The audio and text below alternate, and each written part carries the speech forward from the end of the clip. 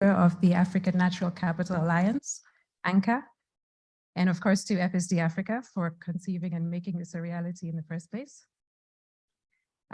Just a few short weeks ago in June, that's when the announcements went out about the internationally about all the leading financial institutions coming together in an unprecedented alliance to make real progress in the way that we manage our natural capital.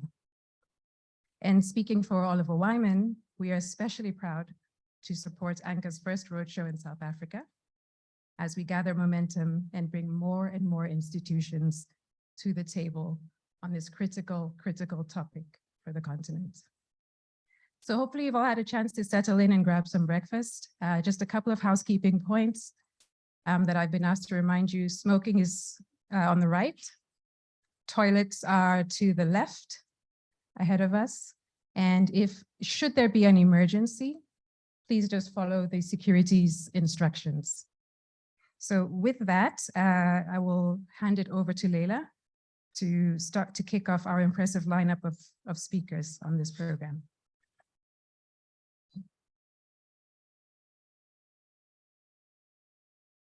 Thank you so much, Sandra, and good morning, everybody. It's absolutely wonderful to see you all in 3D. Very energizing to chat to you in person rather than on the other side of the screen. It gives me a great pleasure to open today's proceedings for the African Natural Capital Alliance Roadshow. I keep wanting to say African National. You'll forgive me if I have a slip of the tongue. And I'd like to begin by congratulating everybody that's been involved. I'm not going to call out names, but all of you who have been involved in the recent launch of the African Natural Capital Alliance, which is a collaborative forum for mobilizing the financial response to nature loss in Africa. The JSC is very proud to be part and a member of this initiative. We are also joined today by representatives from local founding members, the Development Bank of South Africa, First Strand, Investec, and Sanlam. South Africa is blessed with significant natural capital. We are one of the world's 17 mega diverse nations, and we have the second highest number of endemic plant species and the third highest number of endemic marine species that are found anywhere in the world, which is really a very, very special accolade. 3 of the 35 global biodiversity hotspots, which are regions that are biologically rich and life-threatened, are in South Africa. These are firstly the succulent Karoo area, which is the highest diversity of succulents in the world and is the world's only the world's only arid hotspot. In addition, Maputoland, Pondoland, Albany, where we've got 1,900 endemic plant species that can be found, and thirdly, the Cape Floristic region, which is the only biodiversity hotspot found in a single country, and it contains around 20% of Africa's flora. However, I'm sure that you're all aware, as you're all aware, our natural capital is under significant threat. The latest National Biodiversity Assessment found that almost half of the country's ecosystem could be categorized as threatened. The country's estuaries and inland wetlands are among the ecosystems which are facing the greatest threat. And this should be of concern to everybody, considering that we are a water-scarce country. Our strategic water areas deliver surface water to economic hubs that support almost 2/3 of GDP and half of the country's population, but only 12% falls within protected areas. With Africa regarded as one of the most vulnerable continents to climate change, the link between climate change and nature is really, really vital. Climate risks such as water scarcity are expected to be amplified as by nature risks, and nature risks are likely to be intensified by climate risks. South Africa's natural capital provides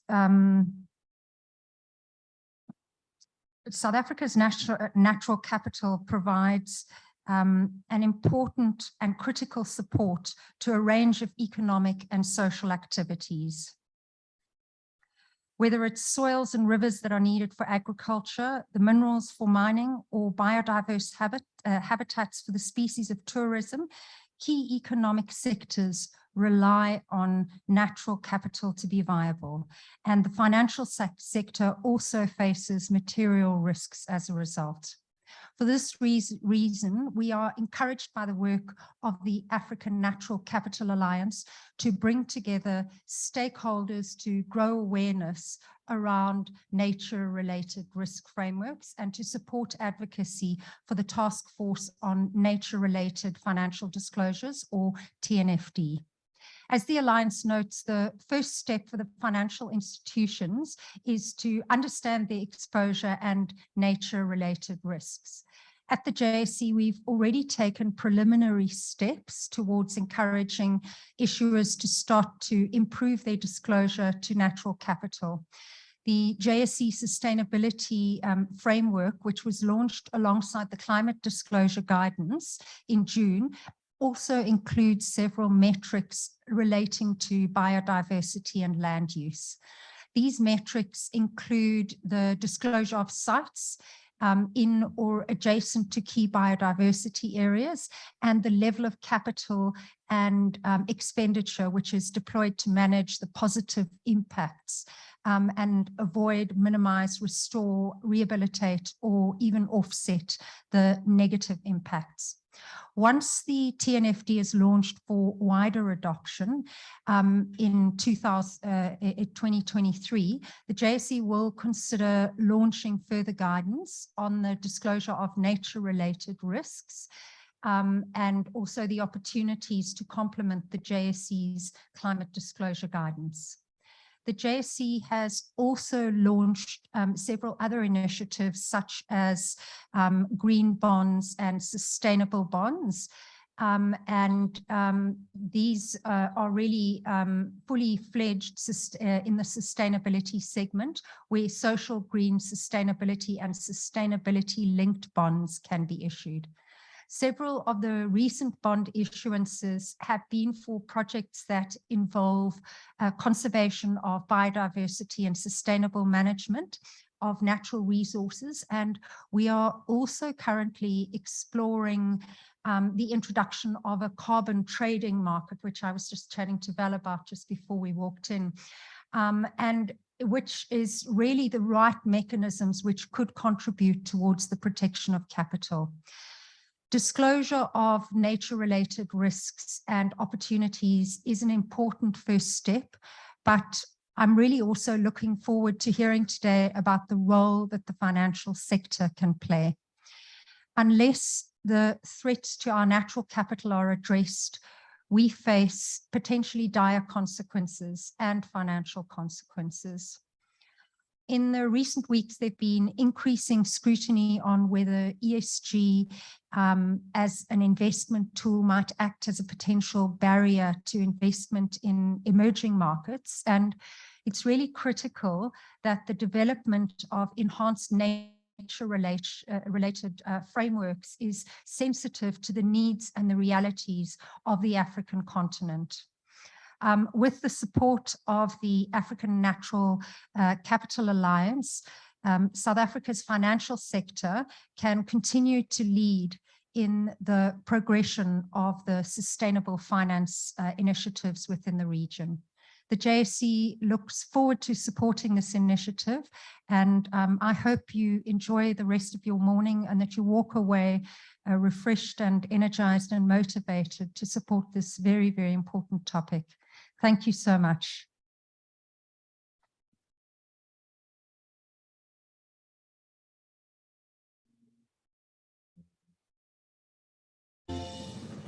Africa is rich in natural capital. Its living organisms comprise around a quarter of global biodiversity. It supports the Earth's biggest groupings of large mammals, and it is home to the world's second largest rainforest. Africa's natural capital is also crucial to the economic well-being of its people. Every business depends on resources or services provided by nature, such as crops, fish, timber, fiber, or rare earth elements. With almost a quarter of the continent's GDP dependent on nature, Africa's future depends on the responsible management of natural capital. Yet it is threatened as never before by expanding populations, overexploitation, and the destruction of habitats. Between 1970 and 2016, the stock of natural capital in African countries fell on average by 65%. As fellow Africans, we cannot ignore this. A sustainable economy depends on our ability to stop destroying the natural capital we depend on and to invest in nature-positive activities. Investing in nature does not just have to protect African lives and livelihoods. It can also offer enormous commercial opportunity. For example, every dollar invested in marine protected areas in Senegal and Tanzania generates $5,000 of economic value. For financial institutions, the first step is to understand their exposure to nature-related risks. The Task Force on Nature-Related Financial Disclosures, or TNFD, is a global initiative to address this. TNFD is a framework for companies and financial institutions to manage and report on both the risks and opportunities from their dependence on nature, and so put its responsible management at the heart of their decision-making. By working with TNFD, African institutions and governments have an opportunity to take a lead in this vital endeavor. But they must also make sure Africa's voice is heard in its development. That is why the United Nations Economic Commission for Africa and FSD Africa have come together with some of Africa's leading financial institutions to form the African Natural Capital Alliance, the ANCA. Working in partnership with TNFD, ANCA will work to promote nature-positive policies and provide feedback on the framework to TNFD. It will also act as a platform for sharing information and best practice across Africa. The loss of biodiversity and the degradation of Africa's natural capital is something that threatens us all. But by joining this initiative, African nations can show global leadership and help reshape their economies for a prosperous and sustainable future.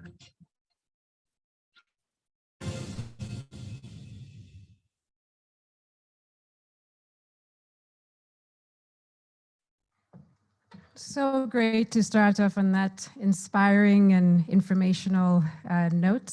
Thank you for the video. Thank you to Leila for kicking us off this morning.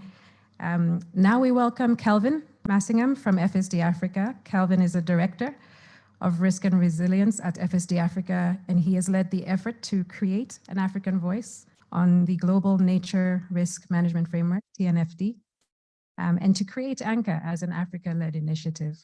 So Kelvin will give us some interesting highlights from the important study recently commissioned by FSD Africa on nature and financial institutions in Africa.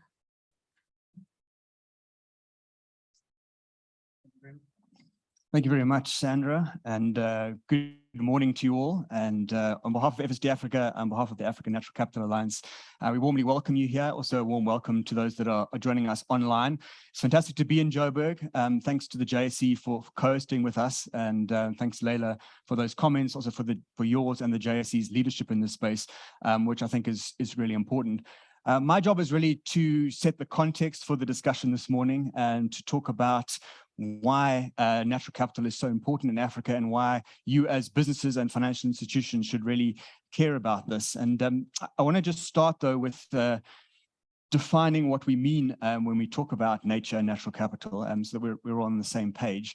And so nature really refers to the natural world and to the diversity of living organisms, including people, that comprise it. And the TNFD in its taxonomy helpfully kind of breaks down nature into 4 realms, which you'll see on the screen. So land, then the 2 kind of water systems, oceans and freshwater, and the atmosphere, which provides the link to climate, which I will talk about later. And society, so that's us as people, businesses, financial institutions, we sit at the center of all of those different realms and interact with it.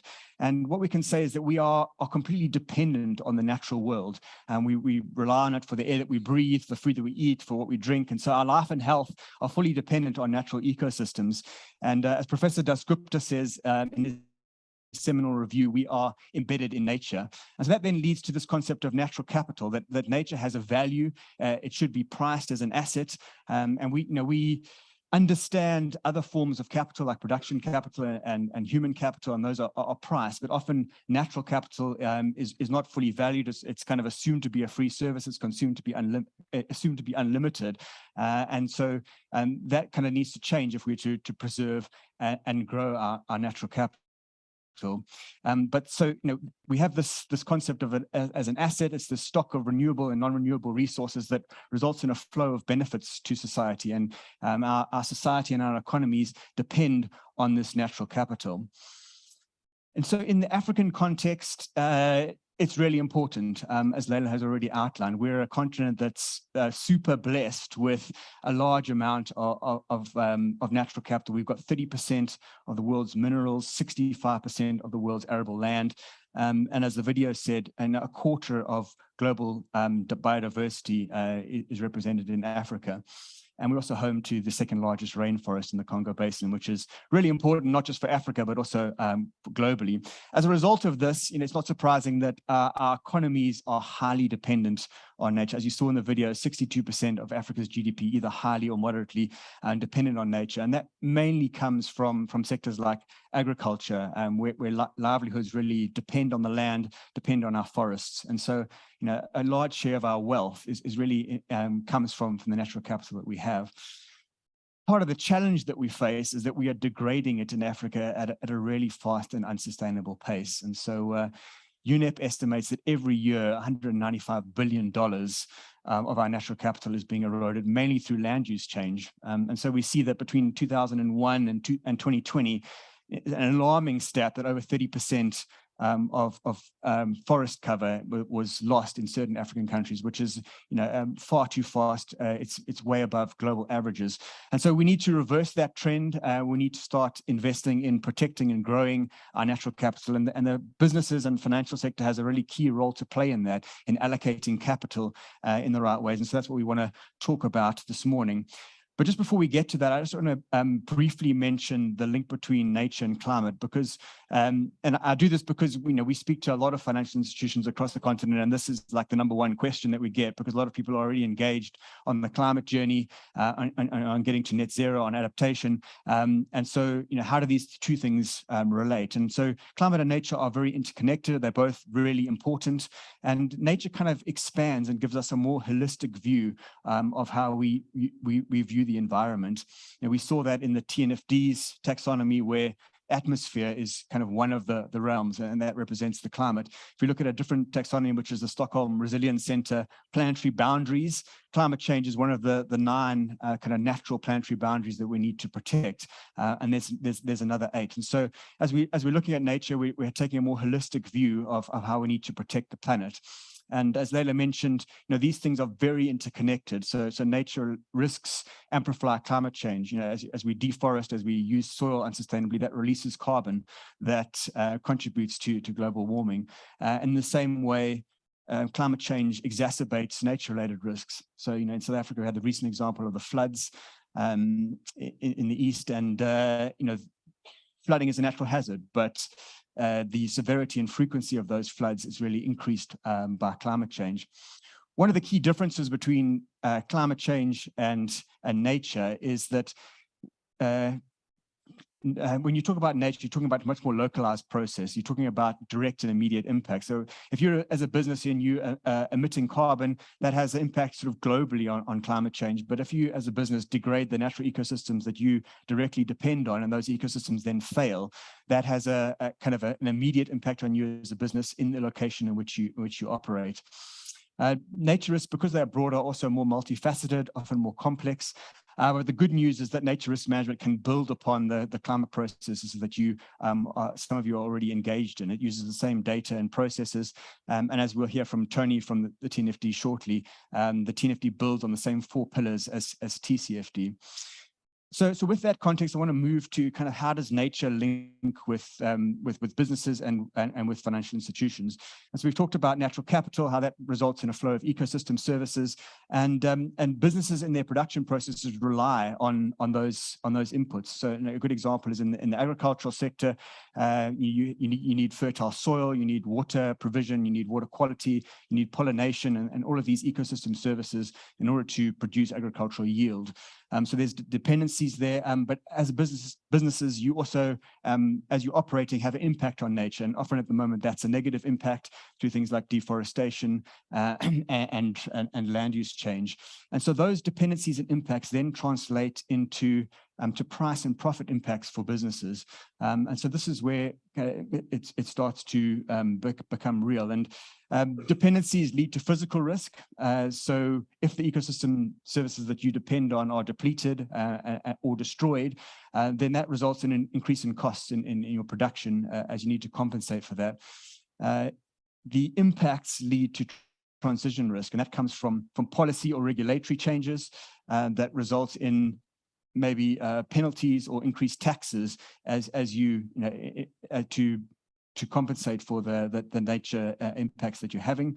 It also relates to change in consumer preferences as consumers reduce their demand for services and for using businesses that harm nature and move towards those that have a positive impact. So these things all flow into the bottom line of businesses, and as financial institutions, whether you are lending to them, investing in them through equity or underwriting them, that then has a portfolio impact for financial institutions. And as African Natural Capital Alliance, we wanted to ground the advocacy work that we do on nature with some real tangible and robust analysis of these impacts. And so we worked with Vivid Economics and McKinsey earlier this year to do a groundbreaking study that for the first time quantified and assessed nature-related risks and opportunities for financial institutions in Africa. And this was the first time that this has been attempted. It built upon work that's previously been done by the Dutch and French central banks. It also built upon the work of the TNFD and their LEAP framework. But for the first time, it quantified portfolio impacts for financial institutions, lending and equity portfolio impacts. And the work offered proof that you can actually assess these risks and opportunities as African businesses, and also that these risks and opportunities are material. And I'll show you some of the results shortly.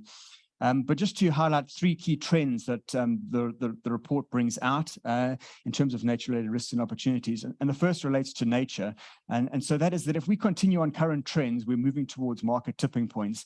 And Leila highlighted water stress in South Africa, which is obviously a key thing. And for many African countries, as we move forward, water stress becomes a key strategic issue. And actually, about a third of African countries are going to face really significant water stress in the coming years. And so in order to respond to that, in order to respond to these nature changes, we all need to make adjustments. And so that's on both the consumer side, on demand side, also on the supply side from businesses. And so businesses in the agricultural sector, due to limits on available land, will need to invest in intensification. In the extractives industry, deforestation is going to become a key issue, both a market access risk because of regulation in Europe and also in Africa, and also costs of restoration. And so those things flow through in terms of a cost to businesses, which can either be passed on to consumers or absorbed by the businesses themselves. And so that's modeled in the analysis. And then on the demand side, we're going to see increasing diet shifts. We're going to see hopefully reduced food waste going forward. And that results in both opportunities and risks. On the opportunities side, we see in areas like alternative proteins and on the agribusiness side, there's significant opportunities.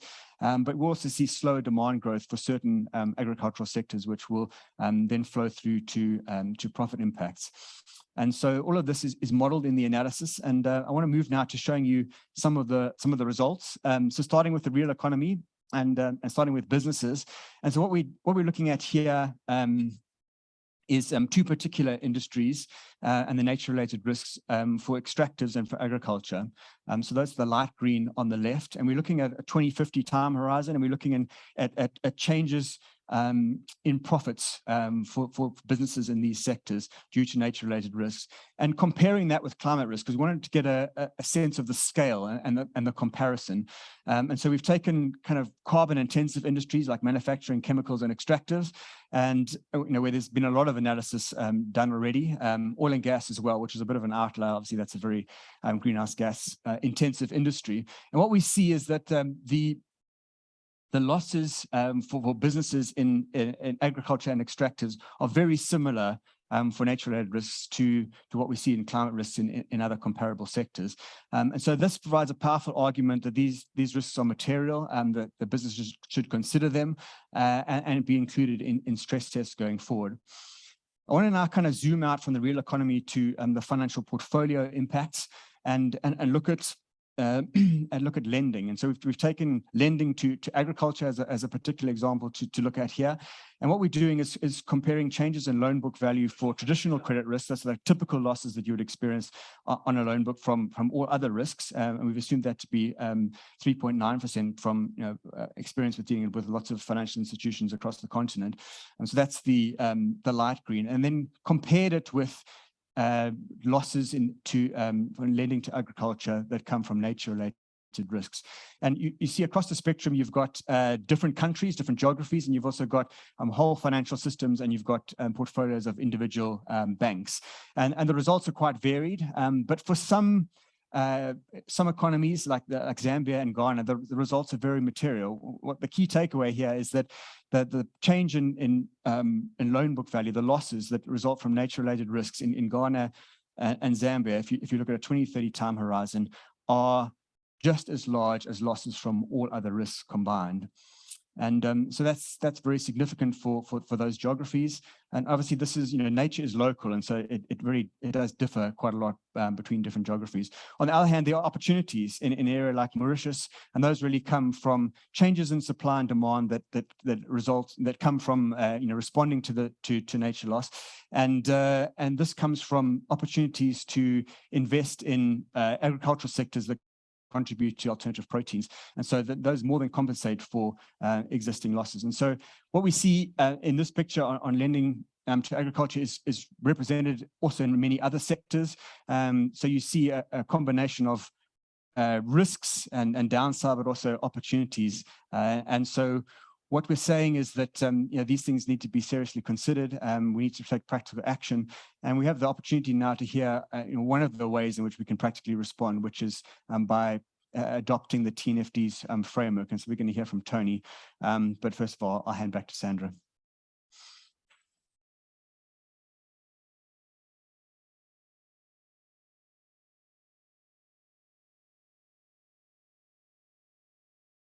Thank you so much, Calvin, for distilling the messages from this very important piece of research.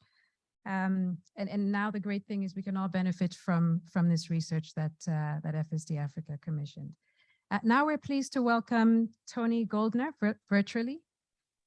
Tony is the Executive Director of the TNFD. Very exciting to be able to hear directly from Tony's vantage point at the helm of the TNFD. Tony will tell us about the state of play of the TNFD framework and his views on the importance of South Africa and Africa as a whole engaging in the process of developing and implementing the framework. Thanks very much, Sandra, and a real pleasure to be with everyone today. I hope you can hear and see me fine. First of all, great to be talking to this audience and delighted to be following in Kelvin's footsteps. We're really delighted to be partnering with ANCA on pilot testing of the framework. We're at full speed now with developing the framework, and pilot testing is really at the center of everything that we are now doing. So it's a great pleasure to be following Kelvin and joining you today in South Africa. What I wanted to do today was really build on Kelvin's comments. We are a global initiative. African voice is going to be incredibly important for all of the reasons that have already been mentioned. Complex development challenges across the continent, growing financial system, deepening and expanding across the region, mega diverse areas of really high biodiversity importance, but also both risks and opportunities for companies and for financial institutions across the continent. So what I wanted to do today was provide a bit of a global perspective on how we're thinking about nature risk and nature opportunity, and the need to redeploy capital towards nature positive outcomes, which is really the core mission of the TNFD. And we are doing that through the power and the established protocols of financial reporting and disclosure. So I thought I'd take you through that at a global level, give you some very practical examples about why I think this is both a pressing issue and one that companies and financial institutions need to be engaged with. And then I'll say a little bit more about where we are up to as a task force. So let me attempt to do a screen share. Hopefully this will work just fine. Apologies. I need to push that button first. Here we go. Bear with me for a moment. Great. So I hope you can all see the colourful rock formation cover page up on the screen in front of you. Just really to build on Kelvin's point, I think this is now very much a critical global priority for CEOs around the world. We're obviously all very focused on climate action and have been for the best part of a decade. And of course, TNFD follows in the footsteps of the TCFD, which was launched in 2016 by Michael Bloomberg and Mark Carney and others. And so while companies and financial institutions have been very focused on climate, what's really clear, including through this survey from the World Economic Forum, is that nature and biodiversity loss, alongside extreme weather and climate, are the top 3 global risk issues identified in this World Economic Risk Perception Survey that they do every year and issue in January. And this is the first time that nature-related issues have occupied the top 3 positions. Now, this obviously preceded the Ukraine crisis, but the Ukraine crisis and the impact that it's having on global food systems is building on a lot of pressures that are already there, both from climate impacts as well as biodiversity loss and extreme weather events. So what we're seeing today in the world is all of these impacts compounding on top of each other. And really, as I'll say in a few moments, you only have to take the news coverage in a week to see a growing sense of urgency around this critical linkage between climate change and nature and biodiversity loss. They really are 2 sides of the same coin. And yet the conversation for many corporate leaders and financial institutions really hasn't changed. And that's what I wanted to touch on next. I like to think about the sort of old conversation we've been having and the new conversation that we need to have. And in many respects, up until very recently, and I would say even perhaps for the majority of organizations still today, nature and biodiversity is treated as a CSO issue off to the side, largely about reputation risk.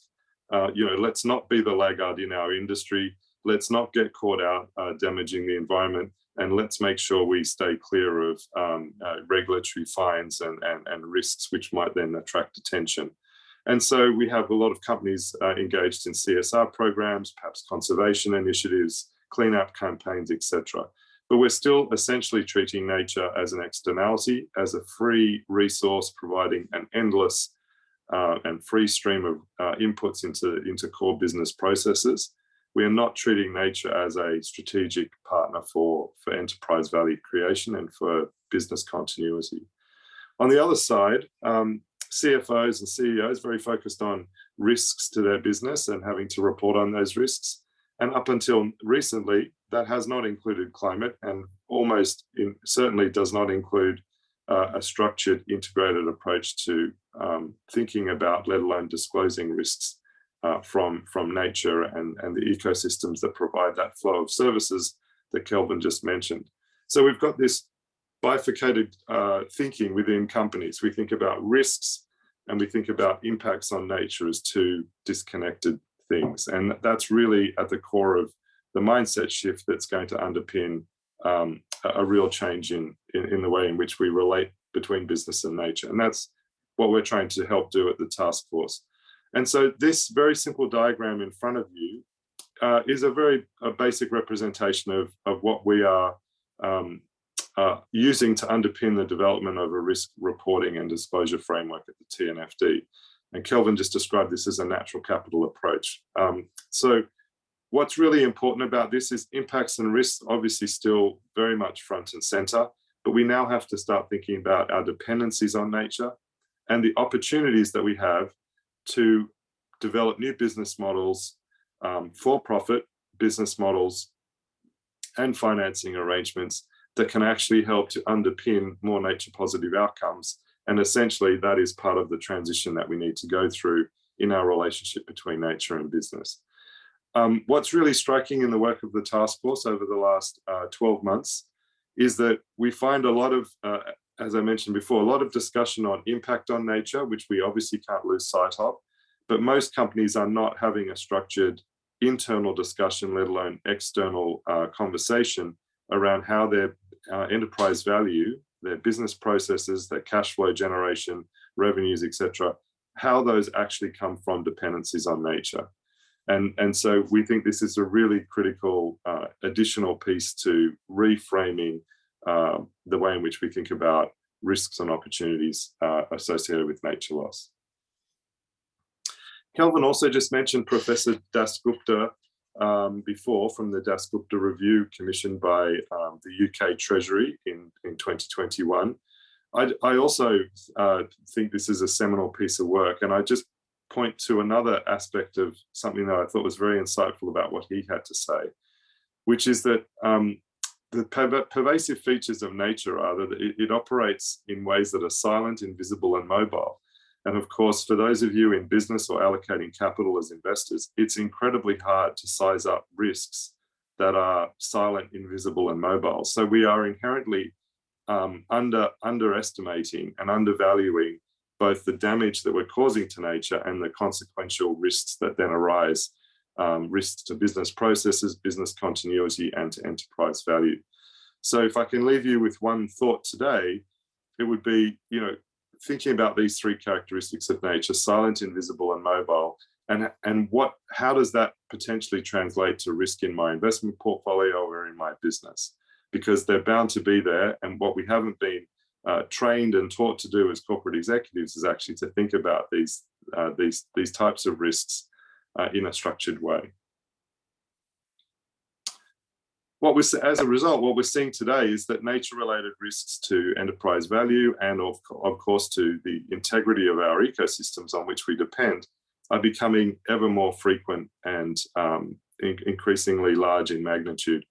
This is just a selection of headlines that I've been tracking over the last month, 4 to 6 weeks. And you can see we are facing ever increasing crises in geographies everywhere. The Colorado River in the United States, 7 states in the United States are now facing incredibly difficult trade-offs around water rights across most of the western part of the United States. And as you know, that's a really significant part of their food bowl, as well as California being the largest economy in the United States, one of the largest economies in the world. And water is a critical input into most of those sectors, as Kelvin mentioned. In Italy, we're seeing 80% of Italy's agricultural production is now at risk because of drought conditions and the level of water in the Po River. In Australia, we've seen huge flooding in northern parts of the state of New South Wales, to the extent now that towns are uninsurable, both the houses that the citizens are living in and the local businesses that are there. And so there are now incredibly difficult conversations happening around whether, in fact, we relocate entire towns to higher ground. And of course, the question is who's going to pay for that risk now that it's materialized. And finally, that headline at the top there from the Financial Times, a huge amount of investment going into net zero transition plans. A lot of that is around carbon credits. And of course, many of those credits are coming from forestry projects, and yet those forestry assets that are being built, those carbon forests that are being built, are now being burnt down by wildfires. So we're seeing that if we don't address the nature loss issue, we are undercutting the efforts and the money that we're putting into net zero transition planning on the climate side. So we have to address these two things together. Not surprisingly, as a result, the world's central banks, which have come together in an entity called the Network for Greening the Financial System, the NGFS, have now recognized for the first time earlier this year that nature loss is a systemic risk factor. And I think this is a really powerful signal from over 100 of the world's central banks that they are now treating nature loss alongside climate change, and we can fully expect to see, as a consequence of that, stress testing both on financial systems and on individual financial institutions to follow in the next couple of years. And there's an increasing ramp up of focus on nature risk scenarios and biodiversity loss and its impact on financial systems by that group of central banks. I also wanted to bring it back to all of you in the room, given that you're at the stock exchange. What does this look like at a company level when these risks materialize? Well, there's a very powerful example of the biggest utility in California, Pacific Gas and Electricity Corporation, hit by a series of large bushfire events over several years, some of which they were found liable to have actually been responsible for causing through faulty equipment. And what has been the consequence of that? Well, you can see on the left-hand side the impact on their share price. This company looks like it's been fundamentally re-rated after a series of extreme weather events have undercut its own asset value and therefore its own cash flow generation capability. But beyond that, there's obviously been tremendous physical loss of life, and extensive damage to the company's own assets. In the so-called Camp Fire, as it was known in 2019, one of the biggest single bushfire in Californian history, PG&E lost a huge percentage of its own core assets, its own power poles transmitting electricity lines. So it had a direct impact on their assets. They were responsible for that particular fire, found to be responsible for that particular fire. At one stage, they faced lawsuits of $30 billion and settled for about $13 billion. The CEO lost her job, and now they estimate that the company's going to have to spend about $40 billion trying to put above ground power poles underground as really their only viable long-term strategy for mitigating this risk, given that bushfires are now going to be an ever-present factor in the California landscape, as they have been for many years, but of course the scale of the fires is getting worse. So let me shift gears to tell you a little bit about how we are responding to these challenges. Hopefully it's clear to you that this is a present challenge, and it's an increasingly frequent challenge, and the magnitude of the risks are growing for companies and financial institutions everywhere. So the TNFD was formed almost a year ago, and we are a task force of 34 financial institutions, companies, and service providers. You can see on the screen in front of you who we have on the task force. We are delighted to have First Round from South Africa on the task force, and Madeline Ronquist from First Round is our task force member and making a tremendous contribution. I'm also pleased to say we have some of the Secretariat staff based in South Africa. So I think Takelo is in the room with you, and I hope you have a chance to meet Takelo today. What's interesting about the TNFD is we are a genuinely multi-sector initiative. So while all of the task force members are from the private sector, making this a market-led initiative, we have the backing and the blessing of the G7 and G20 economies, obviously including South Africa. And we've also crowded in around us the world's best science bodies and conservation organizations to help provide us with the technical expertise that we need to develop a risk management and disclosure framework for nature-related risks. And that's really the essence of our challenge. We are very much, as Kelvin said, leveraging and being inspired by the work of the TCFD, which hopefully many of you are already using in your organizations. We are adopting the same 4 pillars approach, and we are now looking at all of the other nature-related risks that TCFD did not cover. Of course, it was only focused on atmospheric emissions. So we are essentially taking on all of the other aspects of nature that are not atmospheric emissions. The progress that we've made, I think we're moving very, very fast. We now have over 570 institutions globally supporting us through the TNFD Forum. And if you're not already a TNFD Forum member, I would really encourage you to join us. It's a great place to learn, to hear more about what we're doing and the progress that we're making and when the framework is going to come out, which is September next year. But we're finding a lot of institutions are joining because this is a safe space and a great way to start to understand nature risk and how it might relate to your particular organization or financial institution. We've had huge amount of global interest in the work that we've been doing, with over 30,000 views of the draft framework that is currently on our website. And as I said before, we've got a world-class group of science and knowledge partners supporting the work of the task force. So when we talk about the framework, what actually is the framework? What's inside the box?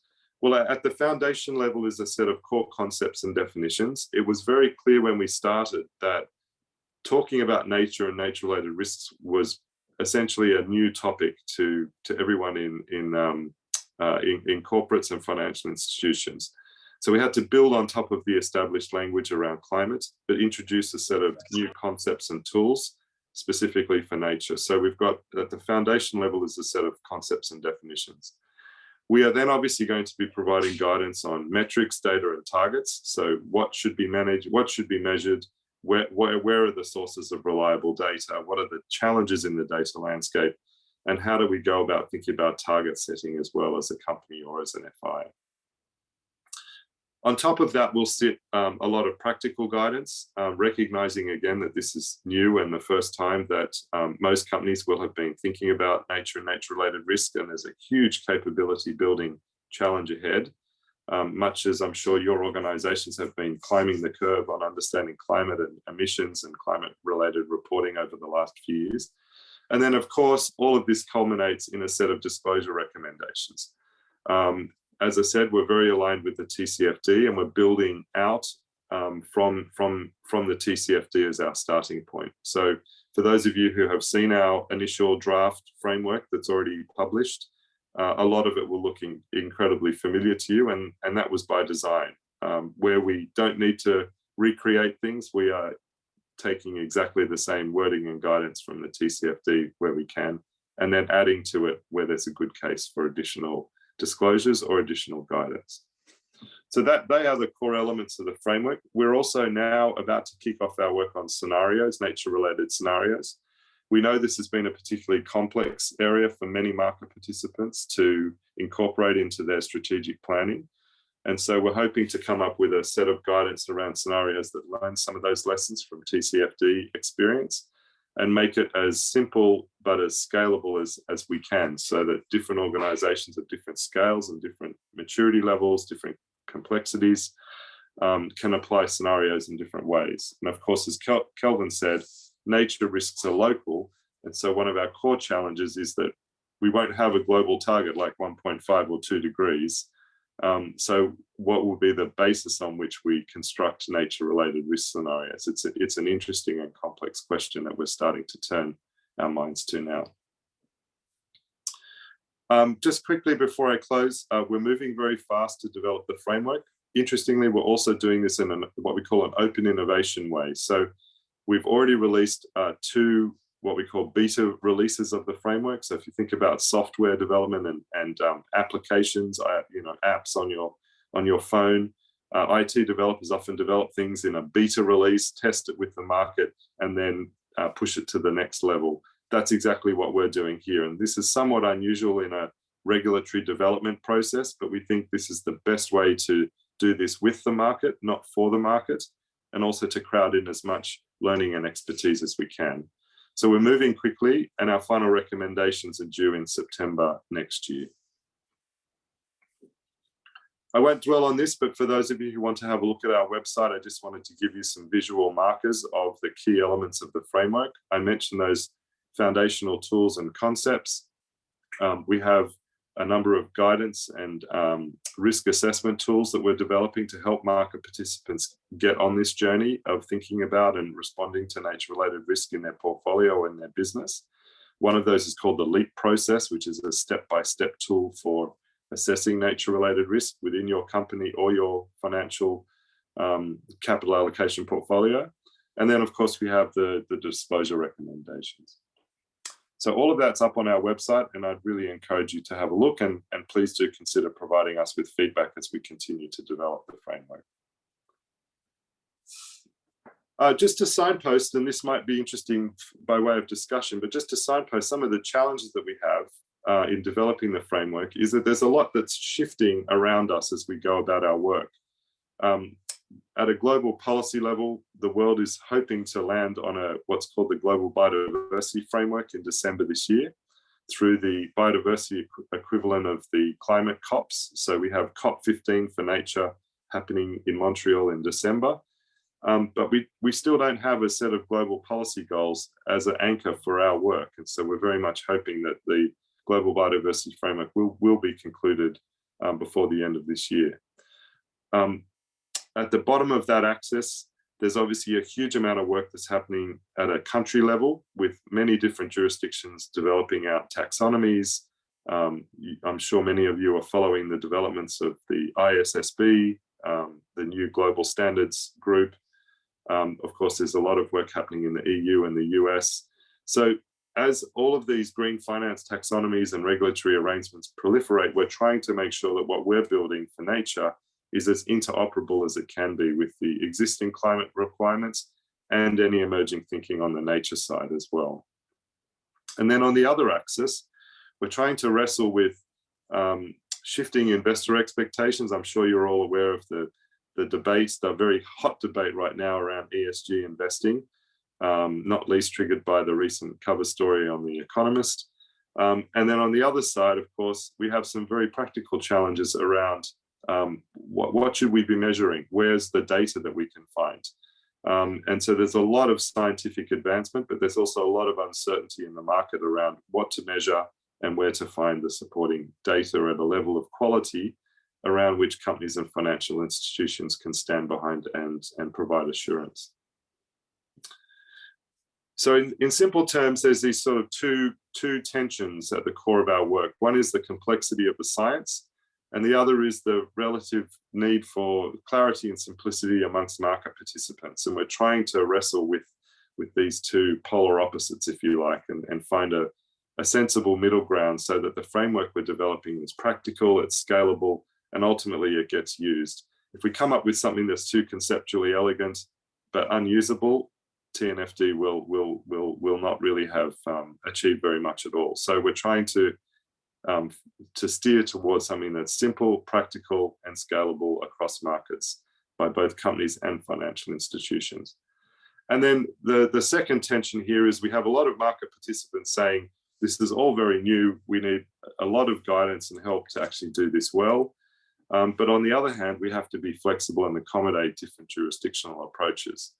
Every country is going to come up with its own requirements. Many might use the global baseline being developed by the ISSB, but of course there'll be other key jurisdictions around the world that want to take a different approach. And so we have to retain some flexibility for those types of jurisdictional differences as we go forward. Finally, I just wanted to end by underlining the importance of strong engagement from Africa. I mentioned some of these points in my opening comments, so I won't reiterate those again. But to the fourth bullet point here, I just wanted to build on some points that Kelvin made. As your markets develop and global capital is obviously critical to Africa's development, it's going to be really critical, I think, to be on top of this agenda early, because as the global regulatory landscape starts to change and evolve, not just from the government side, but also in terms of investor expectations, Africa's access to capital might well be influenced, hopefully will be influenced by nature-related risk considerations. And so you have every incentive to be an early adopter, an early thinker on this agenda, because I do think from moving quickly, not only is there the benefit of mitigating any risk to access to capital for development needs going forward, you'll also be doing good things for the environment, and also, to the next bullet point, potentially creating new opportunities for Africa to lead on natural capital solutions. So we've got to think about risks and opportunities at the same time. this could be a tremendous opportunity for Africa, not just from a risk and a compliance perspective, but in terms of creating entirely new business models and solutions that are both nature positive and can be profit making for companies and investors. And then finally, I just wanted to reiterate that we're delighted to be working with ANCA. We've got an active program of pilot testing happening across Africa. We would love all of your organizations to contribute to our effort as we go forward, either providing feedback or joining some pilot testing. And I also just wanted to signal that we now have a number of national or sub-regional consultation groups emerging around the world. We're in some early stage discussions around creating a consultation group for South Africa. And we'd be absolutely delighted to see a consultation group come to life in South Africa as a way of deepening our engagement and presence there. So let me stop there, and thank you very much for this opportunity to engage with you today.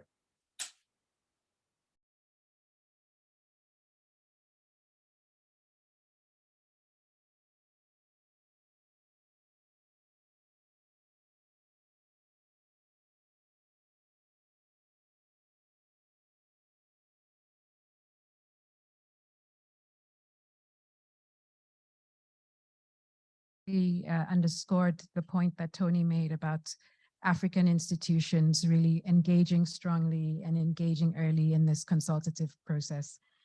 Now, one of the institutions that is engaging and leading on nature is FirstRand. We'll now hear from Madeline Ronquist. Madeline is the head of environmental, social, and climate risk management for FirstRand Group. She's been a leader and knowledgeable voice on sustainability for a long time. Madeline represents FirstRand, as Tony mentioned. She represents FirstRand, South Africa, and Africa on the global TNFD task force, and she will be telling us about FirstRand's experience as a South African TNFD champion that is already piloting the framework and some of the highlights and key learnings from that experience.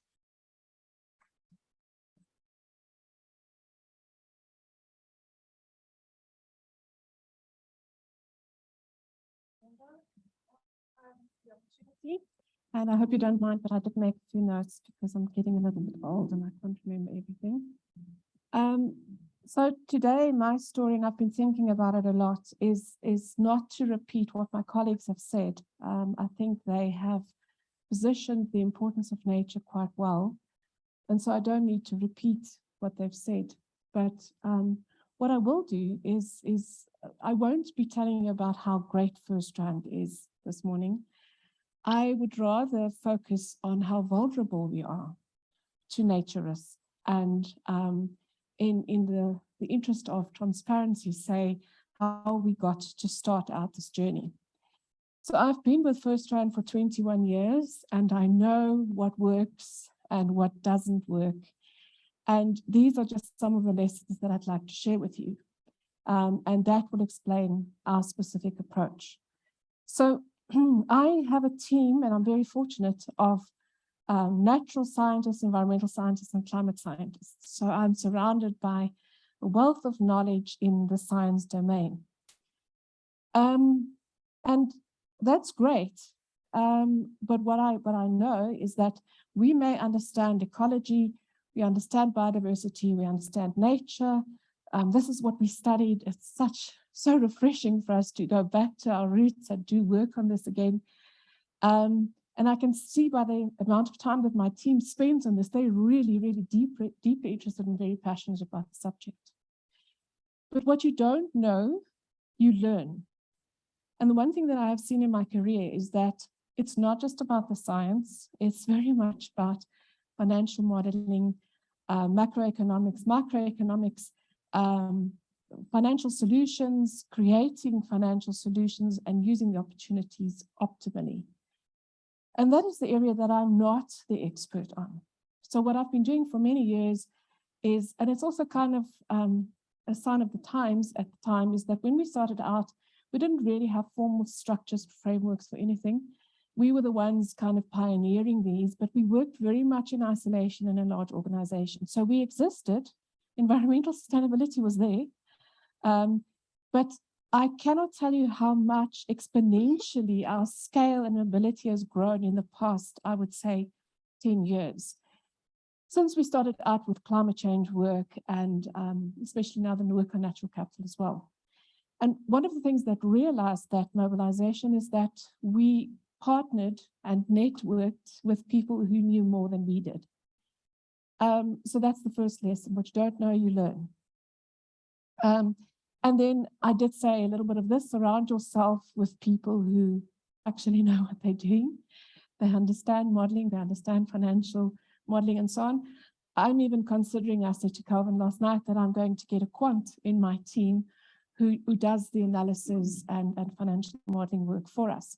Because I have a very high level understanding of it, but I cannot get deep into the detail. And I like to see the results, but there's a lot of work that happens before then. This is also the reason why we decided to partner, firstly with the TNFD. Remember, what I don't know, I learn. The second thing is, I like structure. So if there's a framework and there's almost a route for me to follow, it makes it so much easier. The first thing I acknowledge is it's very difficult to get your mind around quantitative nature risk management, really difficult. And as much as I'm passionate about the subject, it's very difficult to explain to financiers. And I realized that that's what I had to do. I needed to turn scientific language, like we've always been doing with the IPCC, and turning it into business language. And in that partnership, I also partnered then with FSD Africa, and I think that's probably the best decision I've made in a long time. Because here we have a wealth of knowledge. They really kept us on our toes. we had to work very hard to get them the input because they were kind of chasing the deadlines and so on, which was also good because you tend to focus on things that grab your attention and that seems to be more important. Just on that note, one of the lessons that I've learned as well is climate change it was great for putting up on the platform the importance of environmental sustainability, but it did seem to take up all of our time. It still does, you know, with TCFD reporting and with transition plans and with all the policies we have to bring out and fossil fuel financing. I mean, there's never a dull moment. But nature is equally, if not more important, and there's such a close relationship between the two.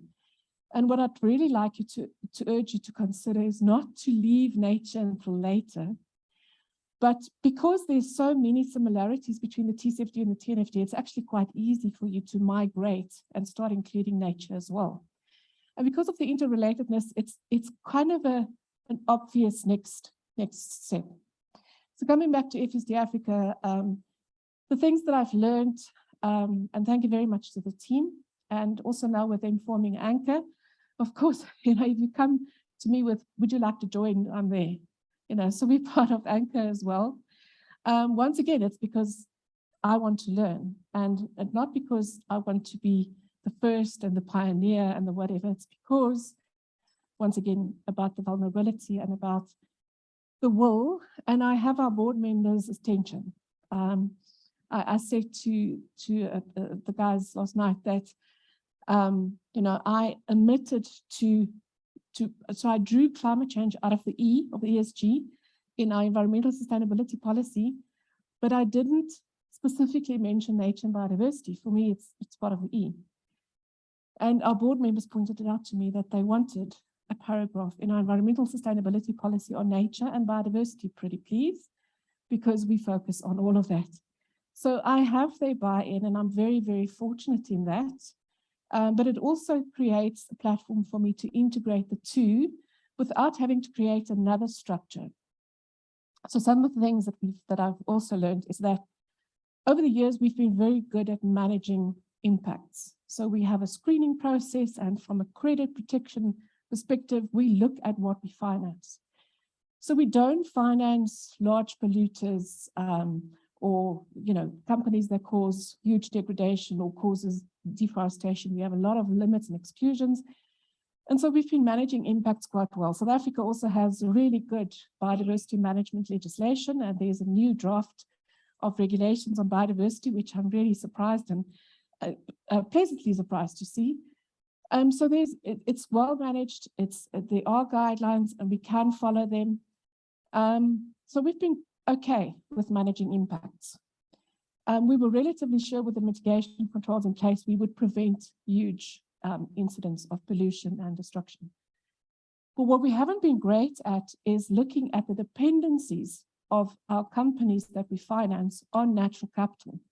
And to a large extent, I think we underestimated the fact that companies know how dependent they are on natural capital, and but they don't have business continuity plans for if we run out of water, if this is a drought area and you can't continue your business, what are you going to do? How will you replace? How will you remain efficient?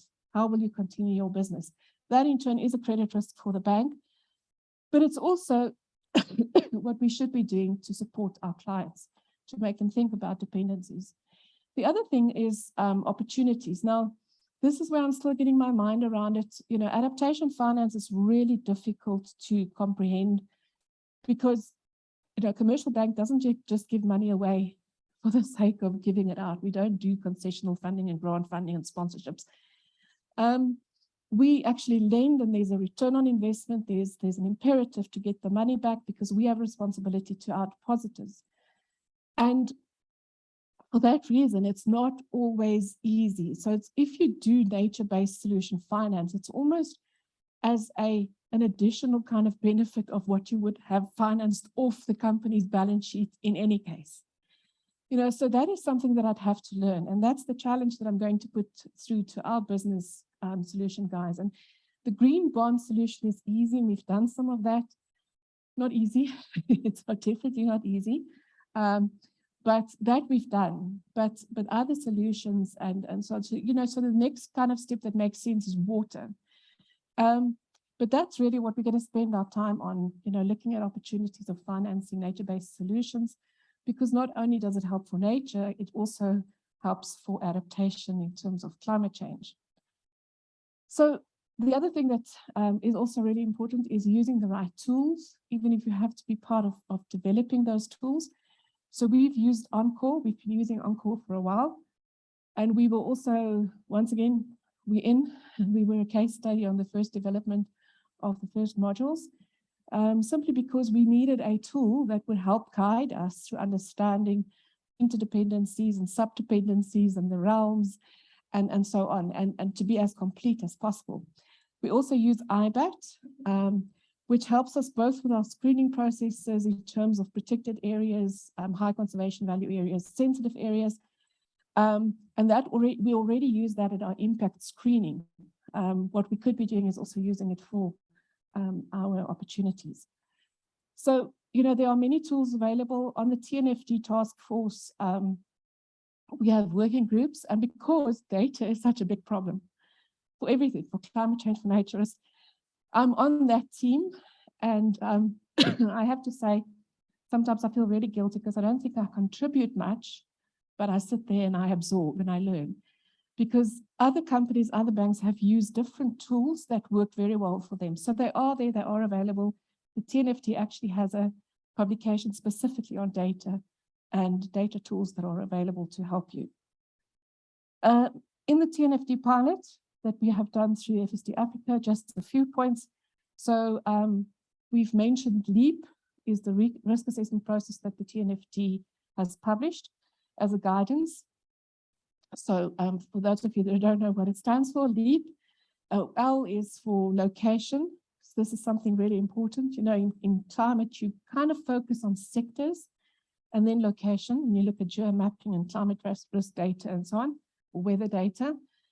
In nature, you look at specific location, and we have, I think, 9 different biomes in South Africa, you know, so it depends on where in the country the operations are. So if the head office is in Johannesburg, that's great. But if they have mines in whichever are part of the country, it's location based. So you have to consider sector and location. We're currently writing for, guidance for financial sectors, for the financial sector, so that we can look at LEAP or the L, the locate, in a lot more detail. E is evaluate, A is assessment, and P is prepare, or prepare to be on a roadmap or have a plan. and prepared to disclose. So as Tony said, we're not even close to saying that you have to disclose in terms of the TNFD. But what I can say is we work quite closely with National Treasury, and they have done a lot of work on sustainable finance, focusing initially on climate. But, and I mean, Shamila can also support me in this. They are talking a lot about including nature and looking at biodiversity. The green taxonomy will be expanded as well to include these aspects as well. So that will create opportunities for us as well. I think I've said a lot, but you know, some of the things that I don't understand better after having worked with FSD Africa is costs, profits, impacts on business, bottom line, you know, which I would never have known how to quantify if it hadn't been for them. So I'm really, really appreciative of their work. And then scenarios. And I think in terms of climate risk, that was the one thing that we didn't yet have, and we kind of had to grapple with our own scenarios. The NGFS has helped quite a lot. The South African government has now brought out a paper on benchmarks scenarios, and we're currently assessing that for comment. So now we have more guidance. But what I like about the TNFD is the completeness. They're thinking of everything, you know, so they're thinking of where will you get your data? What would potential risk and metrics look like? Specific guidance for your sector, whichever sector that is, and then making it practical, you know, so that it's easy to understand, it's easy to follow, because heaven knows nature is difficult enough to understand without knowing exactly where you're going in terms of your disclosure. So that's me. You will see us journeying along. By no means are we the leader or the only bank looking at this. I would like to get more support from my colleagues from the other banks, because we often bounce ideas off each other, and it's really helpful if you have a network of people understanding the complexity and the challenges and working on solutions. So we have quite a few industry working groups, and that is really where we support each other. The one thing that's the most important thing is that you cannot do this in isolation. You have to network. You have to extend your knowledge and learn from your peers. So I don't know if I've said everything that FSD Africa wanted me to say, but that's just kind of a perspective from First Rand. Thank you so much.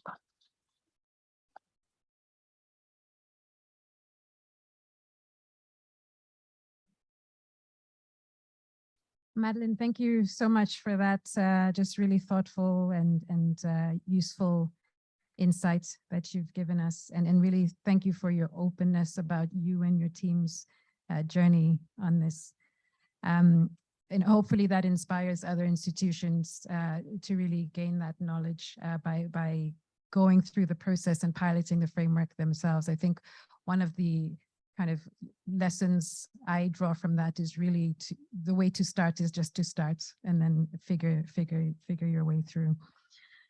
It's now time for us to move to the panel discussion. I think we are moving, we're a little bit behind the schedule, so we will run a few minutes longer. But we are now going to just spend some time discussing the importance of natural capital to the financial sector, associated risks and opportunities with our panelists.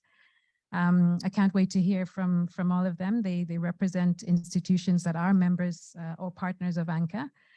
And it's really a fantastic cross-section of the financial sector. So I actually only wish we could have more time on that today. But let me first introduce them to you as they make their way up to the chairs that we have here. We have Annabelle Ross from CISL, the Cambridge Institute for Sustainability Leadership. Annabelle is the Senior Program Manager of the Banking Environment Initiative, and she will be joining us virtually on the screen. We have Tanya Dos Santos from Investec, where Tanya is the Global Head of Sustainability. We have Abel Sakau from Sanlam. Abel is the Chief Sustainability Officer at Sanlam Group. We have Safira Patel from the DBSA, the Development Bank of Southern Africa. Safira acts as the head of ESG at the DBSA. And we have Shamila Ibrahim, who is the JSE's Group Chief Sustainability Officer. So we will try to spend probably about 30 to 40 minutes or so. I'll invite our panelists to respond to a few questions, and then we can have an open discussion. And then we'll try to leave a few minutes at the end just to invite some questions from the floor or comments, as the case may be.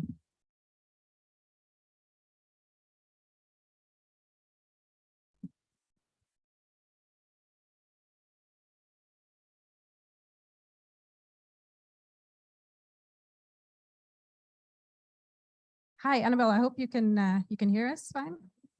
I can. Can you hear me? Yes, we can hear you. So just to maybe let's kick off with a question to you. You know, we've heard the case made by everyone who's spoken this morning, really about the extent to which nature risks can be systemic and have this huge tangible impact for financial institutions. You know, what has been your experience at CISL in terms of assessing the impact of nature-related risks in finance? And you know, maybe you could even illustrate that with one or two case studies that you've looked at. I will certainly do that, and thank you very much. And sorry I can't be with you in person. I wish I could be. I'm in London right now, and Joburg is a place dear to my heart. So yes, I work for the University of Cambridge, and within that we have an Institute for Sustainability Leadership. And in 2019, we started realizing that financial institutions hadn't quite started to wake up to the unmanaged risk associated with nature. Climate was starting to really embed. And what we started to do with the group that I manage, the Banking Environment Initiative, which is a group of global banks, and the Investment Leaders Group, who are asset managers and owners, was to conceptualize what the challenges were, looking at what is there in academia, which is a really important part of this debate. It's a very scientific and complex space, with what was needed in financial institutions. And we've been on a multi-year journey that's, well, we're very happy to report that we're one of those knowledge partners for the ANCA and also TNFD, because of the work we've done that's very tangible. And hopefully those of you online and in the room today will be able to use the resources that we've created. They're part of the TNFD library as well. So I'm going to just give a whistle-stop tour through what is there. And yes, I'll definitely highlight a couple of use cases that tie really nicely into what Kelvin was talking about earlier on, actually, with the water stress and degraded land. So what we did first of all with these banks and asset managers and academics was to look at the concepts and just try and align language. And we brought together some of the points that have been talked about today: the Dutch Central Bank, NGFS, and some of the insurance companies actually have looked at some of the topics and brought together the language so that we could have clear definitions of how TCFD could be moved towards a nature focus as well, with physical risk, transition risk, litigation risk, and built a framework starting with ecosystem services and ending in the financial impact. And we were looking at dependencies. We've had people talk about that earlier on in particular. So that framework exists. It's very much, you know, TNFD is doing brilliant work to make that even more awesome, but it's a good place to start. And I'm going to build on Madeline's piece of really like the time is now, and it's, you don't have to wait for perfection from others to be published. Really, you can start. And we found that through our use cases. The data and tools are there for quite a lot of nature-related financial risks already, as well as the capacity building and engagement points that we've discovered through our use cases. So we built this handbook that's got the concepts and the frameworks. And then to really test that in practice, we invited our financial institutions that we work with to create use cases on specific nature-related risks in specific geographies. And I think probably, yeah, as I said, the water curtailment one, I'll summarize quickly, which was HSBC looking at a water curtailment scenario of 3 months. So no access to water, 3 months, pivoting off what Cape Town saw in 2017, 2018 with the day zero. And they were looking at heavy industry portfolios in Southeast Asia. And what they found when they ran this scenario through an actual portfolio was some considerable credit impacts. So we saw multiple notch downgrades for quite a few of these heavy industry sectors. The whole portfolio's average credit rating degraded, and 1/3 of those companies profiled in this moved from investment grade to speculative. So some material micro risks there for financial institutions. We hope the results of these use cases in broader integration would lead to engagement where you can start to work with those companies, work out how they can start to manage and address those risks. So some material marks there. The other one was, the other use case was conducted by Robico, looking at the agricultural supply chain from Brazilian farmers. So looking at the differences between what happened to farmers on degraded land versus healthy land, healthy soils that is, when an extreme weather event similar to La Nina happened. And there they found valuations change quite materially between degraded land and healthy soils. So those farmers farming predominantly degraded soil saw a decline of 13% in their company valuation, while those on healthy soil actually saw an increase in valuation of 6% because they could capture those increased market prices of their agricultural product. And then Robico mapped in this use case, the supply chain that flowed from that and looked at where along the value chain you started to see other impacts. And one of the core takeaways from that use case was that smaller packaged food companies saw valuation declines of up to 45% because of the lack of diversification that they had in this event of an extreme weather event, and not being able to diversify away from farmers who were farming this degraded soil, lower yields, etc. So these highlighted the need to start to look at these as individual financial institutions, and then back up to that systemic level, also the systemic risk that can stem from these. So I think the key takeaways for you is exactly what Madeline was saying. There are lots of data points out there. The need to work internally as a team is really important. So something we saw through these use cases was a really beneficial exercise where you saw, and going back to, it was Tony's slide of the old conversation, the one that needs to happen. We saw different teams within these banks and asset managers come together to bring the mathematical skills, to bring the scenario analysis skills built from climate examples, as well as the sustainability leaders with the academics and my colleagues. And we saw those really work together to puzzle this out. And then you step into the collaborations like TNFD and ANCA to showcase those as well. So that you're aware, we also conducted 3 other use cases. One looked at the transition risk of policy implementation, so the EU farm to fork strategy. Another looked at degraded land in the UK and the effect of that of fertilizer price spikes. So that might be useful to some of you. And then lastly, we worked with Aon to map nature risks across a portfolio. So kind of a top-down approach, looking at where the materiality was for different sectors in their portfolio. All of the things I've talked about are online and have culminated in a case for action to integrate nature-related risks that very much looked at the fact that all of these, the ways that you can start to really act on this and to lean into these collaborations. So Sandra, I think I'll stop there. Very happy to take questions, but eager to hear my fellow panelists as well. Thanks, Annabelle. I think that really highlights the importance of digging in and understanding some of the mechanisms around nature loss in order to figure out how to manage that impact as an institution.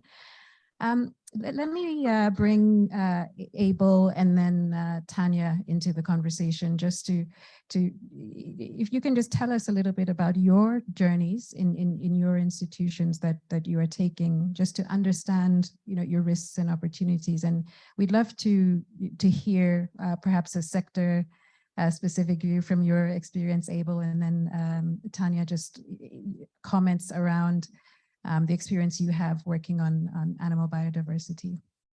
You go first, ladies first. And it's also Women's Month. Thank you. Sandra, I think I have to do the same disclaimer as Madeleine. We're really only scratching the surface on nature-related risks and opportunities. So we're definitely not claiming that Investec are any further ahead than anyone else. In fact, we're probably quite far behind. But if I do reflect back and I think about journeys, we didn't define it as such, but we have had a focus on biodiversity for almost 10 years now. And I think that came out of a passion from individuals to start with. Our response to the Rhino crisis, where it wasn't just a one-off response like a lot of corporates at the time. We set up a project which is still going 10 years later, and has developed from pure philanthropic giving. And even then it was around education and building rural communities living alongside our natural reserves, because we recognize the importance of nature for the whole ecosystem. And then we have to build those rural economies in order for our cities to survive and for our species to survive. So we have had that approach, but we didn't really realize where it was taking us. At the same time, we were doing some renewable energy projects, and some of the research coming out was around the impact of wind farms on bird life. So we then commissioned some research. In fact, we've partnered with BirdLife since then. So that's also been a great 10-year journey to understand the impacts of location. Where should those wind farms be placed to have the least impact on bird life? So that's just one of the examples. But then at the same time, we had joined the Sustainable Finance Committee at Bankers Association. And I must say that's been a wonderful journey because it is a very collaborative space. And we brought in a policy around environmental and social risk, which looked at very high level impacts on projects, but we then rolled that out into all areas of the business. So even if it was a property development, anything and everything we do, if it hits a high risk area, not just high risk from a nature perspective, but high risk across all aspects, we then have to have an opinion and do a lot more due diligence around it. So I think there's been elements of it. But what we really haven't done is get our heads around the real TNFD or TCFD structure of strategy, governance, risk, and metrics. And so that's a piece of work that we really going to need to do going forward. And then I think another element to that is, which sometimes gets lost in that framework, is investing in nature positive. So how are we shifting? So one is managing and mitigating risks and looking at our loan portfolio, but it's also very important to be looking at our investments portfolio and incentivizing our clients and then investing in nature positive projects.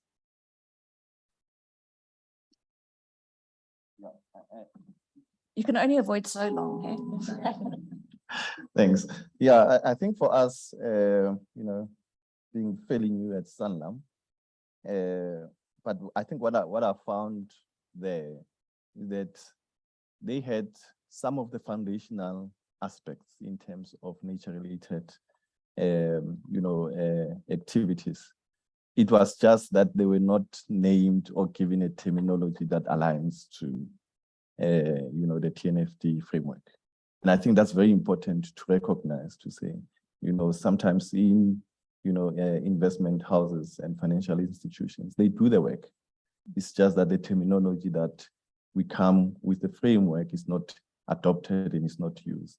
They've got a long-standing relationship with WWF, which is most people in the room will understand their work.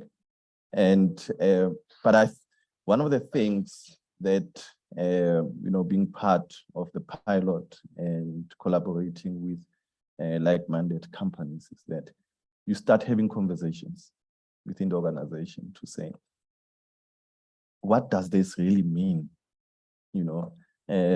Financial institutions run away from risk. The minute you mention the word risk, okay, let's get out of this, because if we cannot quantify it, it becomes challenging for us to then start dealing with it. But we've started the conversation within the organization to say, what does this really mean? What is the portfolio that we have that is exposed to these risks?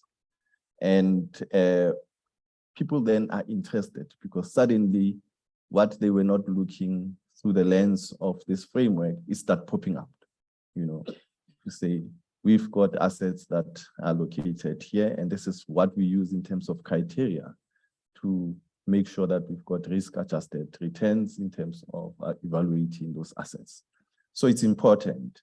And also when you look at my previous life from a mining perspective, there you've got conflicts between nature and mining production. Because every time you dig up a hole, something happens. You lose something, And I found that even in that space, the mining community start talking about issues of offsets, which is still a debate. Some people don't like offsets, because they believe it's greenwashing. But those are the conversations that we want to have, from a company perspective in terms of how do we start, how do you evaluate a company that has got a strong offset strategy compared to the company that does not have anything, And those are because it's a reality, South Africa is a developmental state. We need to develop. How then do we balance the developmental needs against nature-related risks? And where do we identify those opportunities and be able to say, this is an opportunity? One of the subsidiaries that we had when I was at Exavo in Black Mountain, doing so much great work in terms of biodiversity, world-class research. They've got a biodiversity conservation area. And those are the things that companies like those that go an extra mile, go beyond compliance. Those are the companies that you want to also highlight and work with so that when you transition, you still have sustainable nature assets that does not take away from the developmental needs of the country.